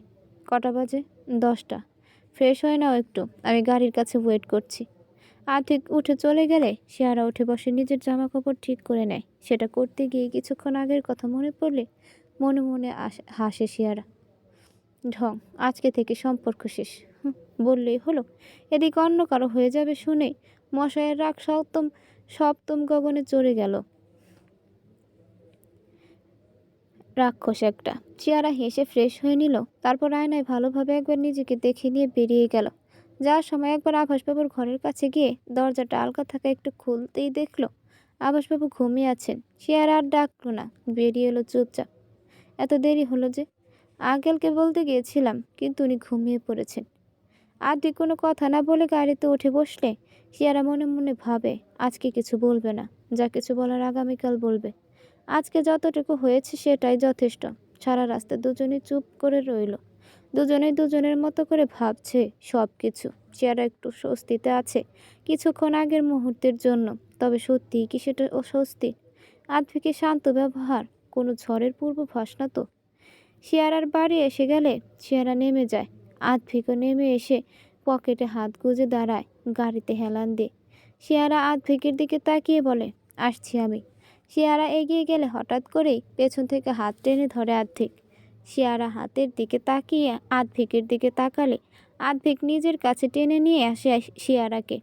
নিজের কাছে টেনে নিয়ে হাত ছেড়ে দিয়ে দুগালে হাত রেখে শিয়ারার একভাবে তাকিয়ে থাকে শিয়ারার দিকে, যেন শিয়ারাকে শেষবারের মতো দেখে নিচ্ছে। শিয়ারাও একভাবে তাকিয়ে আছে আদ্ভিকের দিকে, চোখের ভাষা পড়ার চেষ্টা করছে, ওর নিজের প্রতি ভালোবাসার গভীরতা মাপার চেষ্টা করছে। কি দেখছো ওভাবে? তোমাকে মন ভরছে না কেন যেন আজকে দেখেও। তোমাকে কাছে পাওয়াটা খুব জরুরি ছিল আজকে। শিয়ারা লজ্জা পেয়ে আদ্ভিকের বুকে মুখ গুজে দেয়। আদ্ভিক এসে জড়িয়ে ধরে শিয়ারাকে। ধীরে ধীরে আদ্ভিকের হাসিটা মলিন হয়ে যায়। একটা দীর্ঘশ্বাস বেরিয়ে আসে ওর অন্তর থেকে, আর শিয়ারাকে সোজা করে দাঁড় করায়। হাসি মুখে শিয়ারার দিকে দেখে নিয়ে আদ্ভিক ওর কপালে গভীরভাবে ঠোঁট ছোঁয়ায়। তারপর ওর চিবুক 2 আঙুলের মাধ্যমে উপরে তুলে ঠোঁটে গভীরভাবে ঠোঁট ছোঁয়। যাও, রাত হয়ে গেছে।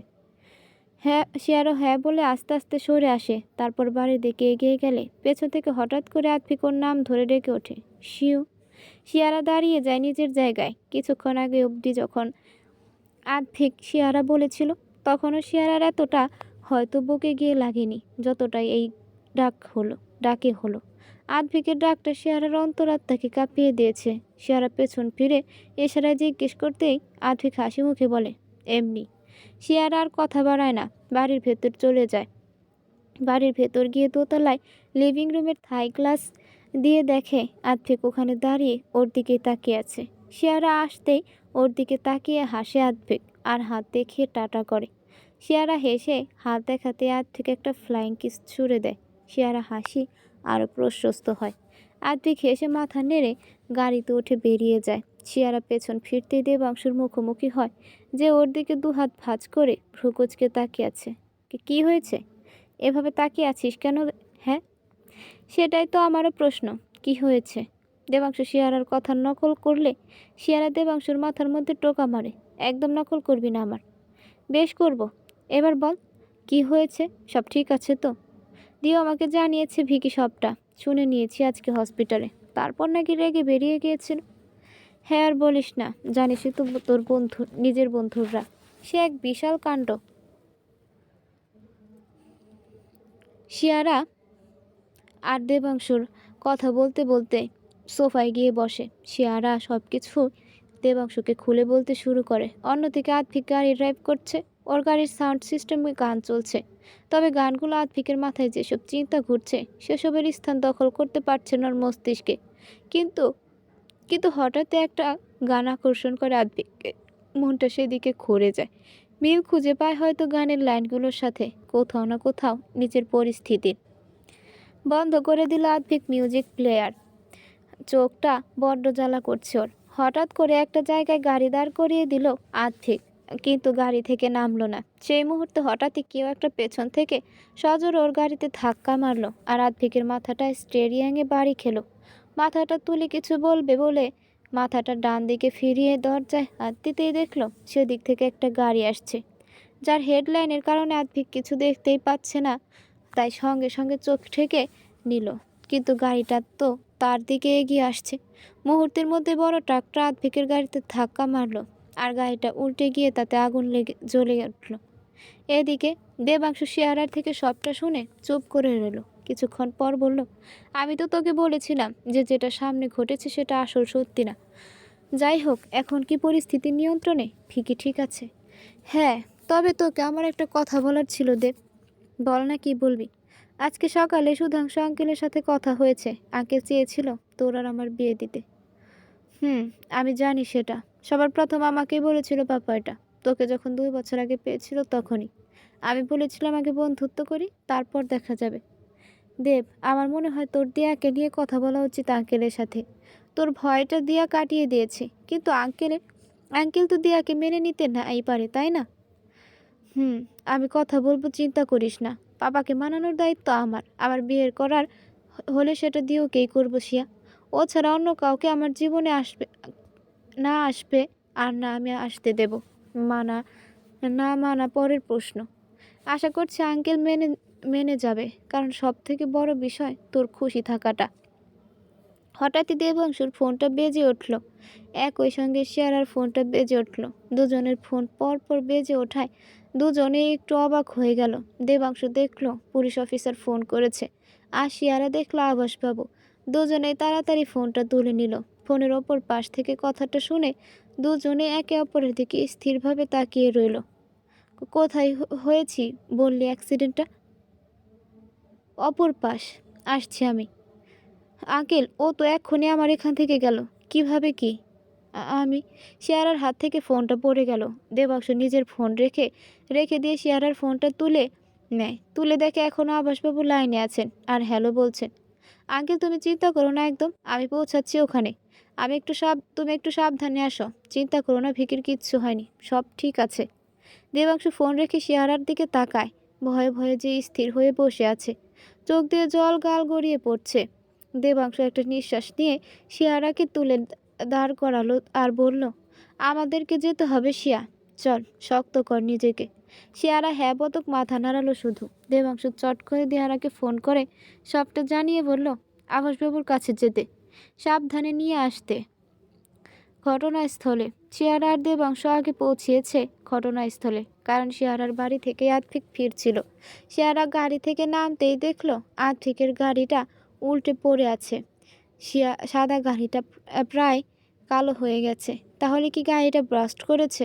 শিয়ারার পা টলে গেল কথাটা ভাবতেই। ধীর পায়ে গাড়িটার দিকে এগিয়ে যেতে যেতেই আতফিকের সাথে প্রত্যেকটা মুহূর্ত প্রথম থেকে ওর মনে পড়ার ফলে চোখের সামনে ভাসতে লাগলো ওদের দেখা হওয়া, আতফিকের পাগলামি, ওর দূরে যাওয়া, আতফিকের ভালোবাসা দেখে ফিরে আসতে বাধ্য হওয়া, তারপর ওদের বিয়ে, সেখান থেকে 2 বছরের বিচ্ছেদ, কত অপমান, কত কান্নাকাটির পর ওদের আবার এক হওয়া।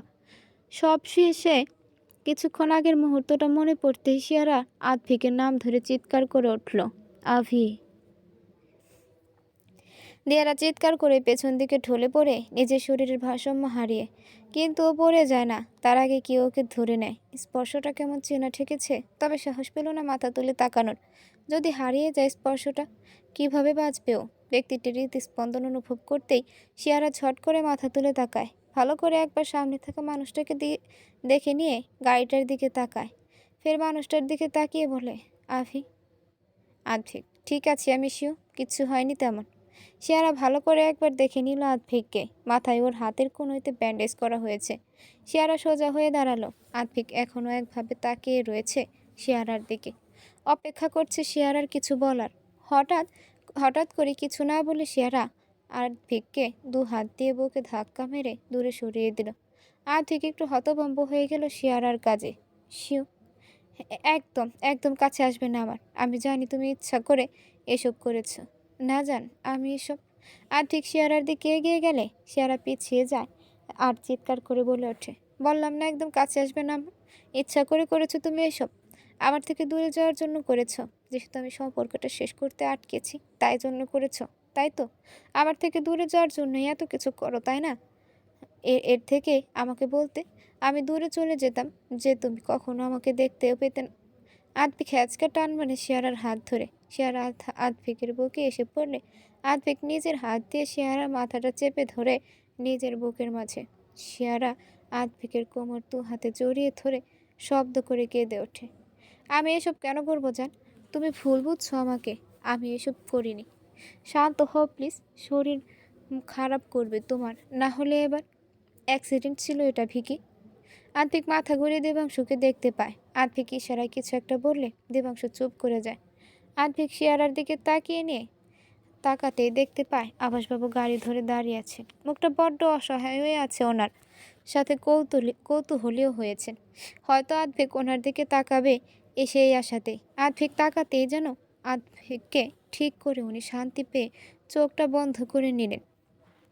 দিয়া, হ্যাঁ বিকিদা, ওনাকে সাবধানে নিয়ে যা বাড়িতে, অনেক রাত হয়ে গেছে। ফিরে যা। দেব, তুইও শিওকে নিয়ে চলে যা। আর তুই? আমি যাব রুদ্রিকের সাথে একটু ফর্মালিটিসগুলো কমপ্লিট করতে, সেগুলো শেষ করেই ফিরে যাব। আদ্ভিক দেবাংশু হ্যাঁ বোধক মাথা নাড়িয়ে সম্মতি জানালে আদ্ভিক আবাসবাবুর দিকে তাকায়, যিনি ধীরে ধীরে ওর কাছে এগিয়ে আসছেন। আদ্ভিকের মাথায় হাত রাখবে ভেবে হাতটা তুলেও উনিও নামিয়ে নিলেন। ঠিক আছে, আমি চিন্তা না করে বাড়ি গিয়ে রেস্ট নাও, না হলে শরীর খারাপ করবে। আভাসবাবু হেসে মাথা নাড়ালো। উনি ভাবতে পারেনি আত্মিক ওনার সাথে কথা বলবে।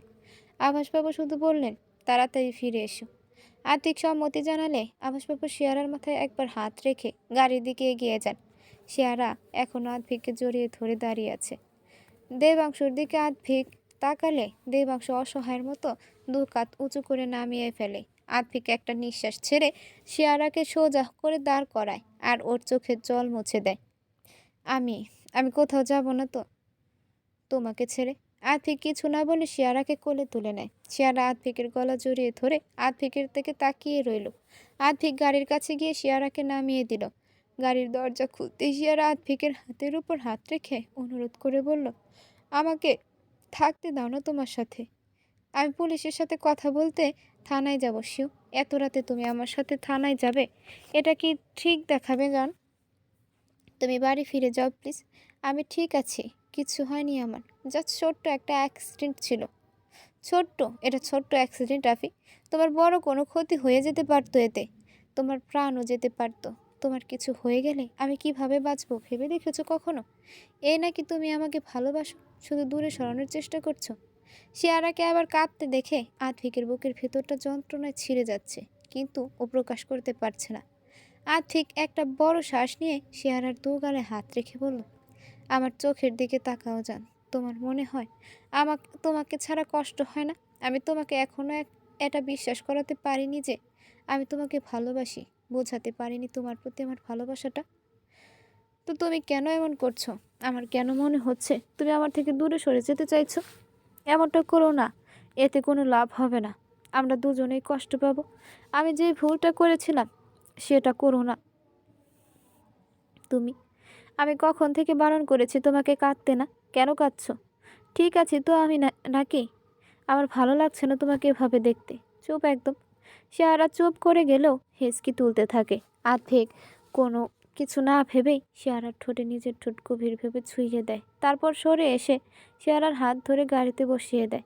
আর্ধেক দরজা বন্ধ করে দিয়ে সামনে এগিয়ে গিয়ে দেবাংশুর কাঁধে হাত রেখে সে আর্ধেকের গাড়ির দিকে তাকিয়ে আছে। অ্যাক্সিডেন্ট নাকি অ্যাটেম্পট মার্ডারের কেস এটা ভিকি? নিজের প্রশ্ন শেষে আদ্ভিকের দিকে তাকালো দেবাংশু। আদ্ভিক সামনের দিকে তাকিয়ে আছে। দেবাংশু এবার জিজ্ঞেস করলো, কিভাবে বাঁচলি? এমনভাবে জিজ্ঞেস করছিস যেন মরে যাওয়া উচিত ছিল, বেঁচে গিয়ে ভুল করে ফেলেছি। দেবাংশু হেসে দেয় আদ্ভিকের কথা শুনে। আদ্ভিকও হালকা হাসে, তবে শব্দ হয় না। দেবাংশু বলে, আমিও তাদেরই দলে মেরে ফেলতে চাই তোকে, যারা কিচ্ছু কিছু চাইনি আমি আজীবন ভিকির পিছনে কাঠি করা ছাড়া। হয়ে গেছে, মজা নেও শেষ, এবার বাড়ি যা। কি করে হলো? আমি গাড়িটা নিয়ে দাঁড়াতেই পেছন থেকে গাড়ি এসে ধাক্কা মারে। আমি স্টেডিয়ামে বাড়ি খাই।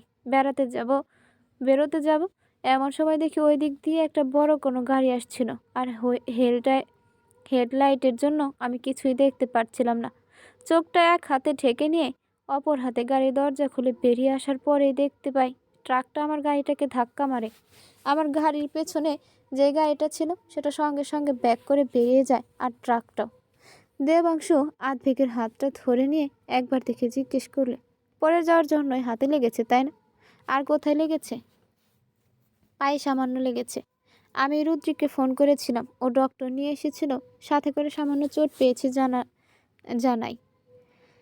হ্যাঁ বললো আমাকেও, কথা হয়েছে আমার সাথে। তুই যা, দেখ কি কি জিজ্ঞেস করে। আমি আসছি তাহলে, সাবধানে থাকিস কিন্তু। দেবাংশু চলে যেতে নিলে আদ্ভিক দেবাংশুর বাহুটা ধরে রাখে। দেবাংশু তা দেখে আদ্ভিকের দিকে তাকালে আদ্ভিক সামনের দিক থেকে চোখ ফিরিয়ে দেবাংশুর দিকে ফিরে দেবাংশুকে জড়িয়ে ধরে। দেবাংশু হেসে আদ্ভিককে জড়িয়ে ধরে। শিওকে দেখে রাখিস দেব, ওর যেন কোনো ক্ষতি না হয়। আমি তোর ভরসায় ওকে রেখে যাচ্ছি। আমার তোর জীবন তোর হাতে তুলে দিয়ে যাচ্ছি। আমার জীবনের গায়ে যেন একটা আঁচও না আসে। আদ্ভিক দেবাংশুকে ছেড়ে দ্রুত সামনের দিকে হেঁটে চলে গেল। দেবাংশু একভাবে দাঁড়িয়ে আছে এখনো। কি বলে গেল ভেকি? কিছুই তো বুঝলাম না। দেবাংশু পিছন ফিরে দেখলো আদ্ভিক রুদ্রিকের সাথে কথা বলছে।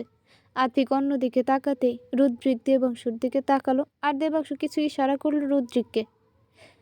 রুদ্রিক ইশারায় উত্তর দিলে দেবাংশু বাঁকা হাসে। সেই মুহূর্তে আদ্ভিক রুদ্রিককে দিকে তাকিয়ে দেবাংশুর দিকে তাকাতেই দেবাংশু হাত দেখিয়ে গাড়ির কাছে চলে আসে। গাড়িতে বসে দেখে শিয়ারা চুপচাপ বাইরের দিকে তাকিয়ে বসে আছে। শিয়ারার নজর আদ্ভিকের উপরে। দেবাংশু কিছু না বলে শিয়ারার হাতের উপর হাত রাখে। শিয়ারা মুখ ফিরিয়ে দেবাংশুর দিকে তাকাতেই দেবাংশু গাড়ি স্টার্ট দেয়। শিয়ারা আবারও আদ্ভিকের দিকে তাকালে দেখে আদ্ভিক ওর দিকে তাকিয়ে আছে। দুজনের নজর একে অপরের প্রতি আবদ্ধ হয়ে থাকে। একসময় আদ্ভিক শিয়ারাকে হাত নেড়ে বিদায় জানাতেই শিয়ারার চোখ থেকে জল গড়িয়ে পড়ে, আর শিয়ারা তা মুছে নিয়ে সোজা হয়ে সামনের দিকে তাকিয়ে বসে গাড়িতে। দেবাংশুর আর চোখে লক্ষ্য করে সবটা। সকালে শিয়ারার ঘুমটা ভাঙতেই শিয়ারা উঠে বসে। গতকাল সে যে একসাথে এত কিছু হয়ে যাবে সেটা কেউই কল্পনা করতে পারেনি।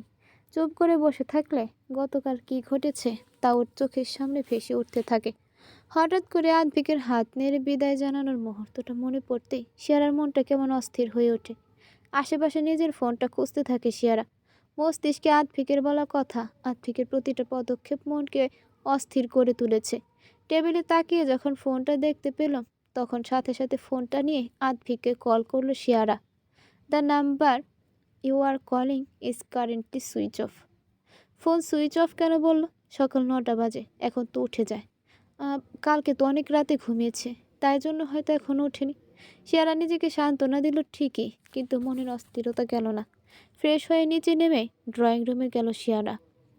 সেখানে দেবাংশু আর সুধাংশুবাবু বসে আছে, কিন্তু ওদের সাথে আরও একজন বসে আছে যাকে শিয়ারা দেখে অবাক হলো। মনে মনে ভাবলো, দিয়া এখানে কি করছে? দেবকে এত তাড়াতাড়ি দিয়ার বিষয় জানিয়ে দেবে? ঠিক করেছে আঙ্কেলকে। শিয়ারা চটপট নিচে নেমে এসে দেখলো সবার মুখটা বেশ থমথমে হয়ে রয়েছে। তাও হাসি মুখে দিয়াকে জিজ্ঞেস করলো, কি ব্যাপার দিয়া, কখন এসেছিস তুই? এই তো কিছুক্ষণ হলো। তোমাদের সবাইকে এমন দেখাচ্ছে কেন? কিছু হয়েছে? তুই বস বলছি সব। দিয়ারাও দেবাংশুবাবু দুজনেই দেবাংশুর দিকে অবাকভাবে তাকালো। দেবাংশু ইশারায় দিয়ারাকে শান্ত থাকতে বলল। শিয়ারা বসতেই দেবাংশু বলল, শিয়া, ভিকি কলকাতায় নেই। কলকাতায় নেই মানে? এখন তো ফ্যাশনের এক্সিবিশন নেই কোথাও আর না শো, কারণ আর কিছুদিন পরেই তো ফ্যাশন কম্পিটিশন আছে। হ্যাঁ, আমাদের সবার এটাই কথা। আজকে সকালে আফাস আঙ্কেল দিয়ারাকে ডাকে, কারণ ভিকির জামা কাপড়ের সাথে সাথে ওর ঘরে নিজের পাসপোর্ট ভিসাও ছিল না। ওরা দুজন মিলে যে জায়গায় ভিকিদের ব্রাঞ্চ আছে সেখানে খোঁজ নেয়। ভিকি কোথাও যায়নি। কিছুক্ষণ আমি সোহমকে ফোন করেছিলাম, এখনও ভিকির ফোন সুইচ অফ থাকায়। কি বলল? ভিকি সোহমকে জানিয়েছে ও আর কখনো ফিরবে না। সোহমের সাথে ভিকির লাস্ট কথা বলেছিল। তারপর থেকে ফোন সুইচ অফ আসছে ওর। শিয়ারা নির্বিকারভাবে বসে থাকলেও ওর চোখের জল থেমে নেই, অনবরত ওর চোখ থেকে জল গাল গড়িয়ে পড়ছে। শিয়ারা আর কোনো কথা না বলে উঠে নিজের ঘরে চলে যায়।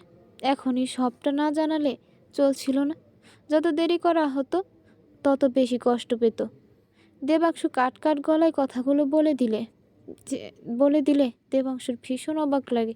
দেয়ারা উপরে যেতে চাইলে দেবাংশু দেয়ারার পথ আটকে বলে, এখন ওকে একা একা থাকতে দে, তুই আন্টির কাছে যা, ওনার খেয়াল রাখাটা প্রয়োজন। চল, আমি ড্রপ করে দিচ্ছি। দেয়ারা আর কিছু না বলে বেরিয়ে গেলে দেবাংশু দেয়ারার ঘরের দিকে তাকালো, তারপর সামান্য হাসলো। সুধাংশুবাবু নিজের ছেলেকে এভাবে দেখে একটু ঘাবড়ে গেলেন। দেবাংশু বেরিয়ে যাবে এমন সময় ওর কাঁধে হাত রেখে জিজ্ঞেস করলেন, নিজের কার্যসিদ্ধির জন্য আপনজনের ক্ষতি করিস না দেব। তোর জেদ সব জায়গায় কিন্তু চলবে না। রাগ জেদ কিন্তু ক্ষতি করে শুধু, এতে তোরই ক্ষতি হবে, সম্পর্ক নষ্ট হবে। সেটা তোমার না ভাবলেও চলবে। তুমি তোমার কাজ করো আর আমাকে আমার কাজ করতে দাও। আমি যেটা চাই সেটা আমি পেয়েই ছাড়ি। জেদ করে সব পাওয়া যায় কিন্তু। দেবাংশু কথাটা শোনার আগেই বেরিয়ে গেল। সুধাংশুবাবু একটা নিঃশ্বাস ফেলে শিয়ারার ঘরের দিকে তাকিয়ে বিড়বিড় করে বললেন, না জানি আর কত কষ্ট পাবে মেয়েটা। দিয়ারা গাড়িতে বসে আছে চুপচাপ। চুপচাপ বললে ভুল হবে, দিয়ারা ব্যস্ত, দেবাংশুকে পর্যবেক্ষণ করতে ব্যস্ত। দেবদা, বল। দিয়ারা আর কিছু বলল না। এতদিন তো দেবদা বলে দেবাংশু রেগে যেত, তাহলে আজ কি হলো? পাত্তা পর্যন্ত দিল না দেবাংশু। দেয়ারার বুকটা কেমন যেন কেঁপে উঠল দেবাংশুর ব্যবহারে। আমি মাকে দেখতে পরে যাব, অফিসে চলো আগে। ঠিক আছে। কিছুক্ষণ পর আদ্ভিকের অফিসে এসে দেয়ারা আদ্ভিকের ক্যাবিনে গেল না। কি হবে কি, আদ্ভিক তো সেখানে নেই। দেয়ারা আভাসবাবুর ক্যাবিনে যাবে ঠিক করলো। দেয়ারা পিছু পিছু দেবাংশু এসেছে, কিন্তু দেয়ারার সাথে নয়। দেবাংশু ঢুকতেই হঠাৎ করে একটা মেয়ের সাথে ধাক্কা খেল। আই এম সরি, আমি দেখতে পাইনি। It's okay handsome. এরকম ছেলেদের সাথে একটু ধাক্কা খেলে মেয়েরা খারাপ মনে করে না, বরং ধাক্কা খেলে লাইফটা একটু ফিল্মি মনে হয়। তাই বুঝি? আমি তো ভাবলাম আমি নিজেকেই লাকি ভাবছি ধাক্কা খেয়ে। You are so beautiful lady. Thank you handsome. তোমাকে তো আমি ফ্যাশন শোতেই দেখেছি, বাট এত ভালো ফ্লার্টিং করছো, তোমার গার্লফ্রেন্ড জানতে পারলে কী হবে দেখেছো? এরকম বিউটিফুল লেডির সামনে থাকলে গার্লফ্রেন্ডের কথা ভাবি না আমি। বাই দ্য ওয়ে, গার্লফ্রেন্ডের নামকে ভাসতে যাকে বিয়ে করব তার জন্য এখনও অনেক কিছু করতে হবে মনে হচ্ছে। মেয়েটা লাজুক হেসে বলে, বেশি কিছু করতে হবে না বলে করতে হবে বলে মনে হচ্ছে না। মেয়েটা চলে গেলে দেবাংশু নিজের ঘাড়ে একটু হাত ঘষে ঠোঁট কামড়ে হাসলো। তারপর আদ্ভিকের ক্যাবিনের দিকে এগিয়ে গেল। অন্যদিকে ভাগ্যিস আমি ভিকিদার ক্যাবিনে এসেছিলাম, নইলে তো জানতেই পারতাম না লুকিয়ে ওর জায়গায় কেউ দখল করতে এসেছে। এখান থেকে বেরিয়ে যাও অভ্র।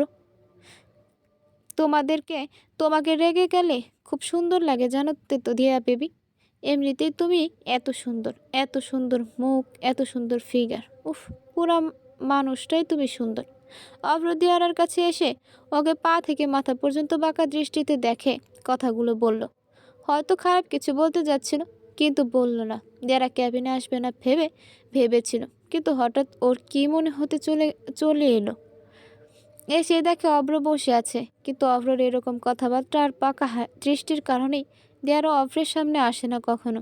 আসলে আদ্ভিক থাকে, কিন্তু আজ তো আদ্ভিক নেই। দেয়ার আর রাগ হয়, মন চায় কষিয়ে একটা চর মারতে, কিন্তু পারে না, কারণ সে এখানকার একজন মডেল আর অভ্র এখানকার বসের ভাই।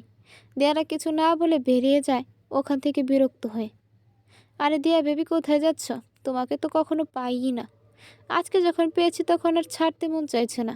অভ্র দিয়ারার হাত ধরে কথাগুলো বলতে ওকে টেনে নিজের কাছে নিয়ে আসতে থাকে, কিন্তু সেই সময় কেউ দরজা নক করলে দিয়ারা ছট করে নিজের হাত ছাড়িয়ে নিয়ে অভ্রকে ধাক্কা মেরে ওখান থেকে বেরিয়ে যায়, কোনো দিকে লক্ষ্য না করে।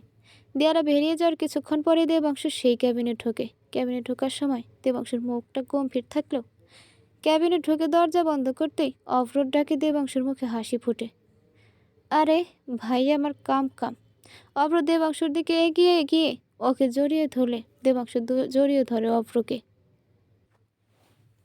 15 দিন পর শিয়ারা হাতের ফার্স্ট প্রাইজ মোমেন্টে একটা ওয়াল স্ট্র্যাপে স্ল্যাবের ওপর রাখে। তারপর সামনের দিকে ফিরে একটা ছবির দিকে তাকায়। সেটা বড় করে টাঙানো আছে, আদ্ভিকের ছবি। ছবিটাতে আদ্ভিক একটা টেবিলে বসে ডান হাতটা মুখের একটা পাশে রেখেছে এবং বাম হাতটা ডান হাতের বাইপাসের ওপরে রাখা। চুলগুলো কপালে ছড়িয়ে ছিটিয়ে আছে আর ঠোঁটের কোণে মৃদু ডান দিক ঘেঁষা হাসি। আভি, তোমার হয়ে আমি প্রাইজ জিতে নিয়ে এসেছি, ফার্স্ট প্রাইজ। শেয়ারা চোখ দিয়ে ঝল গাল গড়িয়ে পড়ে। মাথা নামিয়ে নিয়ে নিজের কান্না আটকানোর চেষ্টা করে, ঠোঁট কামড়ে ধরে। আবারও মাথা উঠিয়ে বলে, তুমি বলেছিলে না আমি এখন সাফল্য পেয়ে গেছি? আজ সেই কথা মিলল। এখন আমি সত্যি সাফল্য অর্জন করেছি। আমি কথা দিয়েছিলাম তোমাকে, এবারের ফার্স্ট প্রাইজটা তুমি পাবেই। আমি এনে দেব তোমাকে। আজকে আমি বেস্ট ডিজাইনার অ্যাওয়ার্ডের জন্য নমিনেটও হয়েছি। আমি আমার কথা রেখেছি আভি। শুধু তুমি আমার পাশে নেই, তুমি তোমার কথা রাখোনি। আমি চেয়েছিলাম যখন আমি তোমার স্বপ্ন পূরণ করব, নিজের সাফল্য অর্জন করব, তখন তুমি আমার পাশে থাকবে। সে আর আবারও মাথা নাড়িয়ে নিল, কিন্তু এইবার খুব একটা নিজের কান্না আটকাতে পারল না। ঠুকরে কেঁদে উঠল। মাথা উঠিয়ে কান্না মিশ্রিত কণ্ঠে বলে উঠল, আজ আমি এই জায়গায় শুধু শুধুমাত্র তোমার জন্য। আমি এমন সাফল্য চাইনি যেখানে তুমি আমার পাশে থাকবে না। আমার কাছে সাফল্যের থেকেও তোমার পাশে থাকাটা বেশি গুরুত্বপূর্ণ। কিভাবে পারলে এভাবে তোমার শিউকে একা রেখে চলে যেতে? কতবার তোমাকে বললাম দূরে সরে গেলে কোনো সমস্যার সমাধান হবে না। তুমি শুনলে না আমার কথা। হঠাৎ করেই দরজা চিৎকার করে ওঠে। হাতের সামনে থাকা সব অ্যাওয়ার্ড মেমেন্টো ফেলে দিল। সব কিছু ফেলতে ফেলতে বলতে লাগলো, শুনলে তো আমার কথা, পালিয়ে গেলে তুমি। আমার ভয় পেয়ে পালিয়ে গেলে। আমার মন বলেছিল তুমি এমন কিছুই করবে। কেন আদ্ভিক, কেন? শিয়ারা এক জায়গায় দাঁড়ালো। তারপর সামনের দিকে এগিয়ে গিয়ে বড় ছবিটা নিজে যে ছোট ছোট ফটো ফ্রেমগুলো দেয়ালে লাগানো আছে আদ্ভিকের প্রাইজ অ্যাওয়ার্ড হাতে নিয়ে সেগুলো ফেলতে ফেলতে বলল, তুমি জানো না আমি তোমাকে ছাড়া কখনো ভালো থাকবো না, বাঁচার মতো করে বাঁচতে পারবো না। এরকমভাবে বেঁচে থাকার থেকে তোমার সাথে থেকে নিজের প্রাণ দেওয়া ভালো ছিল। তাহলে অন্তত এই নরক যন্ত্রণা ভোগ করতে হতো না আমাকে প্রতি মুহূর্তে। তোমাকে ছাড়া আমি কিভাবে ভালো থাকতে পারি? তুমিই তো আমার ভালো থাকার কারণ। কখনো বোঝনি তুমি আমাকে, কখনো না। চেহারা ক্লান্ত হয়ে কাঁদতে বসে পড়ল। চিৎকার করে কাঁদছে সে আজকে। দেবাংশুর থেকে খবরটা পাওয়ার পর সেই যে চোখে জল নিয়ে নিজের ঘরে ঢুকেছিল, বেরিয়েছিল একদম কঠোর হয়ে। এক ফোঁটা জলকেও দেখতে পায়নি শিয়ারার চোখে। হয়তো এই দিনটার জন্যই নিজেকে শক্ত করছিল Shiara. I hate you Advik Roy Chowdhury, I hate you. তুমি ভালোবাসতে জানো না, কখনো ভালোবাসিনি আমাকে। I hate you. আমি চলে গিয়েছিলাম, সেটার প্রতিশোধই নিয়েছো তুমি। আর ভালোবাসায় প্রতিশোধ থাকে না। তোমাকে আমি কখনো ক্ষমা করব না, কখনো না। শিয়ারা ওখানে বসে কাঁদতে থাকে, চোখ মুছে নিয়ে অভিমান ভরা দৃষ্টিতে আদ্ভিকের ছবির দিকে তাকিয়ে বলল, সেদিন যখন তুমি অন্য কারোর কথায় রেগে গিয়েছিলে, আমি ভেবেছিলাম তুমি আমাকে ছেড়ে আর যাই করো কখনো আমাকে ছেড়ে যাওয়ার কথা ভাববে না। কিন্তু না, আমি ভুল ছিলাম।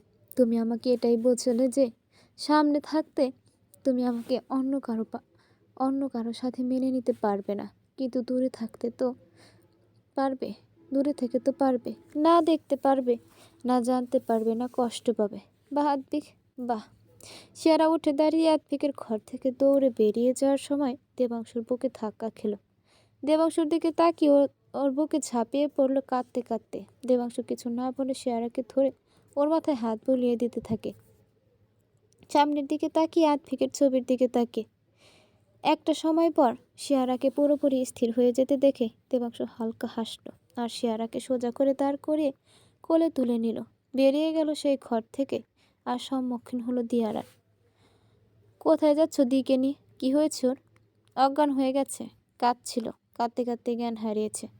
আমি ডক্টরকে কল করছি, ওয়েট। লাগবে না, বাড়িতে নিয়ে যাচ্ছি, রেস্ট নিলেই ঠিক হয়ে যাবে। কি বলছোটা কি? জ্ঞান হারিয়েছি জ্ঞান ফেরাতে হবে না নাকি? গাড়িতে গিয়ে চোখে মুখে একটু জল ছিটিয়ে দেব। আমার থেকে বেশি ভালো কেউ ওর বিষয়ে জানে না দিয়া, কারণ আমি ওকে কখনো ছেড়ে যাইনি আর কখনো না যাব। সরে যা, যেতে দে আমাকে। দিয়ারা কিছু না বলে রাস্তা থেকে সরে দাঁড়ায়। দেবাংশু দিয়ারার দিকে আর না তাকিয়ে কিছুটা এগিয়ে যেতেই বলে উঠল, আমি যাব? তাহলে দির পাশে থাকতে পারবো। আমি আছি তোর পাশে, আর কাউকে প্রয়োজন পড়বে না। তুই আভাস আঙ্কেলকে দেখে রাখ, আর ভিকির অফিসের দিকটা একটু সামলে নিস, তাহলেই হবে। কারণ শিয়া কদিন অফিস যাবে না, আর রেস্টের প্রয়োজন এখন ওর। দেবাংশু চলে গেল শিয়ারাকে নিয়ে। দেবাংশু চোখে জল দিয়ে তাকিয়ে থাকে দেবাংশুর দিয়ারা চোখে জল নিয়ে তাকিয়ে থাকে দেবাংশুর যাওয়ার দিকে তাকিয়ে। আধবিকেট যাওয়ার পর থেকে দেবাংশু এমন ব্যবহার করছে ওর সাথে, যখন দেখা হচ্ছে। অর্ধেক সময় তো এখন দিয়ারা দেবাংশুকে শিয়ার সাথে দেখতে পায়, না হলে দেখতেই পায় না কাজে থাকার সময় দেবাংশুর অন্য মেয়েদের সাথে কথা বলা, হাসাহাসি দিয়ারার পছন্দ না হলেও দিয়ারা কিছু বলে না বিশ্বাসের খাতিরে। ওকে সময় না দিয়ে শিয়ারাকে সময় দেওয়ার ফলে দিয়ারার কষ্ট হয়, কিন্তু শিয়ারার পরিস্থিতি জেনে দিয়ারা নিজের কষ্ট চেপে রাখে, কারণ ও চায় ওর দিদি ভালো থাকুক। ভিকিদা, তুমি কেন চলে গেলে? এখানে সব কিছু কেমন যেন উলটপালট হয়ে গেছে। তুমি একদম ঠিক করনি চলে গিয়ে, একদম না। দিয়ারা নিজের চোখের জল মুছে আভাসবাবুর ঘরে চলে যায়। মানুষটা বড্ড ভেঙে পড়েছেন। এতদিন আর যাই করুক, ছেলেকে নিজের চোখের সামনে রেখেছিলেন, কিন্তু এখন সেই চেষ্টা বিফল করে দিয়ে আর্থিক চলে গেছে। আভাসবাবু নিজের ঘরের ক্লিনারের বসে আছেন, একটা অ্যালবাম হাতে নিয়ে।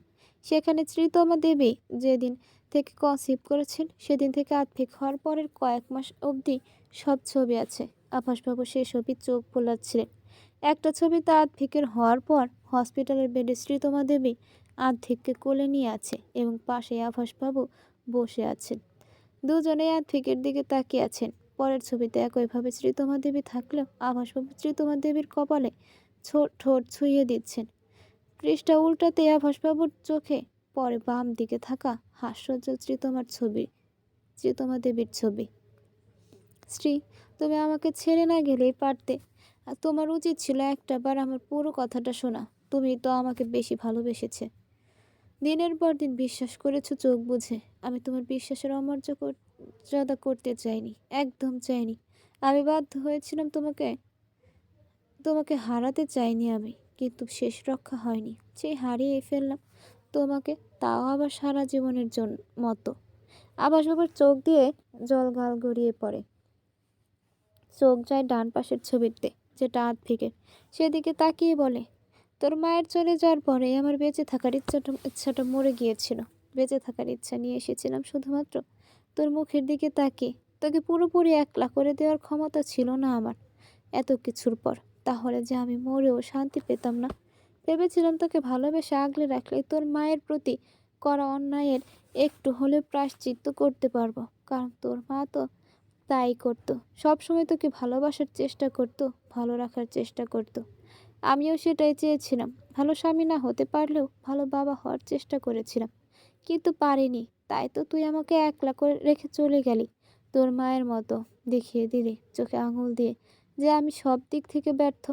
আভাসবাবু লাইট জ্বলে উঠতেই অ্যালবামটা বন্ধ করে দিলেন। তাকিয়ে দেখলেন দিয়ারা দাঁড়িয়ে আছে। হতাশার একটা নিঃশ্বাস পেরিয়ে এলো ওনার মধ্য থেকে। দিয়ারা এগিয়ে এসে ওষুধ খাইয়ে দিলেন আভাসবাবুকে। একটু নিজের থেকে ঘুমানোর চেষ্টা করো আঙ্কেল। এভাবে ঘুমের ওষুধ নিতে থাকলে যে তুমি দুর্বল হয়ে পড়বে আরও। এমনিতেই ঠিক করে খাওয়া দাওয়া করছো না তুমি। পাপী মানুষ তো আমি, এত সহজে পৃথিবী ছেড়ে যাব না। মরে গেলে তো শান্তি পেয়ে যাব, কিন্তু আমাকে তো শাস্তি দিতে চান না। শান্তি দিতে চান না, শাস্তি দিতে চান। খুব করে চাই প্রতি রাতে সূর্য যাতে আর দেখতে না হয়। প্লিজ আঙ্কেল, কেন এসব বলো তো তুমি? তুমি দুজনে যদি এমন করো, আমার যে কি হবে বলো তো? আমি কয় দিক সামলাবো? আভাসবাবু কিছু না বলে দিয়ারার মাথা হাত রাখলেন শুধু। তারপর গিয়ে শুয়ে পড়লেন। দিয়ারাও আর কিছু বললেন না, চলে গেল ঘর থেকে। শিয়ামা বাড়ি ফিরে গেছে? হ্যাঁ, দেবদা নিয়ে গেছে। দিয়ারার দরজায় দাঁড়িয়ে কথাটা শেষ করে বেরিয়ে গেল, দরজা বন্ধ করে। আভাসবাবু শুধু একটা দীর্ঘশ্বাস ফেললেন, আর মনে মনে ভাবলেন, কষ্ট কি শুধু শিয়ামা আর ফিকি পাচ্ছে? আমার তো মনে হচ্ছে আরও একটা নির্দোষ মানুষ দিনের পর দিন মুখ চেপে কষ্ট পাচ্ছে। জানি না শেষ কবে। আভাসবাবু চোখ বন্ধ করতে ঘুমিয়ে গেলেন কিছুক্ষণের মধ্যে। নতুন সকাল ওনাদের জন্য ঠিক কী অপেক্ষা করছে ওনারা কেউ জানে না। আবার হয়তো কেউ কেউ জানেন। আভাসবাবুর চিন্তায় ঠিক কতটা সঠিক প্রমাণ হবে সেটা হয়তো আগামী দিনে। কয়েকদিন পর সকালে দি আনমনে আমার মনে হয় না অপেক্ষা করার আর কোনো প্রয়োজন আছে বলে। তোর এবার বিয়েটা করে নেওয়া উচিত। দিয়া, তোর কি মাথা খারাপ হয়ে গেছে? তুই কি বলছিস? তোর মাথায় ঠিক আছে? এইভাবে নিজের ভালোবাসাকে অন্য কারো হাতে তুলে দিয়ে সেটার অপমান করিস না দিয়া। আমি অপমান করছি না দি, আমি শুধু দুজন মানুষের ভালো চাইছি। এই বিয়েতে কার ভালো হবে? হ্যাঁ, কার ভালো হবে? আমি আভিকে ভালোবাসি আর দেব তোকে ভালোবাসে। আমরা দুজন বিয়ে করলে আমাদের কিভাবে ভালো হতে পারে? আমি কখনো এই বিয়েতে রাজি হব না। শিয়ারা নিজের বিছানায় বসে ঘন ঘন নিঃশ্বাস নিতে লাগলো। দিয়ারা নিজের দিদির পেছনে চুপচাপ দাঁড়িয়ে আছে। দিয়ারার মুখ চোখ শুকিয়ে গেছে। একটা বড় নিঃশ্বাস নিয়ে নিজেকে শক্ত করে দিয়ারা শিয়ারার কাছে বসে বলে, দেবদা বিয়েতে রাজি দি। কি কি বলছিস এসব তুই? হ্যাঁ, আমি চাই তুইও রাজি হয়ে যা। এবার আমিও বলছি যে ফিকিদা যা করেছে ভুল করেছে, আর সেজন্য কষ্ট পেয়ে বা অপেক্ষা করে লাভ নেই। ক্ষমা করার প্রশ্ন আসে না। তুই প্লিজ বিয়েটাতে রাজি হয়ে যা, দেখবি সব ঠিক হয়ে যাবে যদি তুই রাজি হয়ে যাস। আমি যে দেবকে কখনো সেই নজরে দেখিনি দিয়া, সব জানার পরও কিভাবে আমি? আঙ্কেলের জন্য, হ্যাঁ আঙ্কেলের জন্য এই বিয়েতে রাজি হয়ে যা। ভুলে যাস না, আজ আঙ্কেল না থাকলে তুই এই জায়গায় পৌঁছাতে পারতিস না। আমরা তোকে ফিরে পেতাম না। আঙ্কেলের অনেক ঋণ আছে দি, সেটা ভেবেই না হয় রাজি হয়ে যা। শিয়ারা দেয়ারার মুখের দিকে চেয়ে দেখলো মেয়েটার মুখটা শুকিয়ে গেছে, তাও মেয়েটা হাসছে, ওকে সাপোর্ট দিচ্ছে। সেই মুহূর্তে দেবাংশ, আভাসবাবু আর সুধাংশুবাবু দেয়ারার ঘরে এলো। দেবাংশ কোনো দিকে না তাকিয়ে সোজা সাপটা শিয়ারাকে জিজ্ঞেস করলো, তুই কি এই বিয়েতে রাজি শিয়া? তুই রাজি থাকলে এই বিয়ে হবে, নয়তো না। শিয়ারা কিছুক্ষণ চোখ বুঝে চুপ করে থাকার পর চোখ খুলল। চোখের জলটা মুছে নিয়ে নিজেকে শক্ত করে বলল, রাজি। শিয়ারা উত্তরটা শুনে দেয়ারা মলিন হেসে পেছনে পেছনে গেল। দেবাংশর দিকে তাকালো, যে ওর দিকে না, ওর দিদির দিকে তাকিয়ে আছে। দেয়ারাকে অগ্রাহ্য করে দেয়ারার চোখটা জলে ভরে উঠলে দেয়ারা পেছন ফিরে নিজেকে স্বাভাবিক করার চেষ্টা করতে থাকে এবং ধীরে ধীরে সকলের আড়ালে ঘর থেকে বেরিয়ে যায়।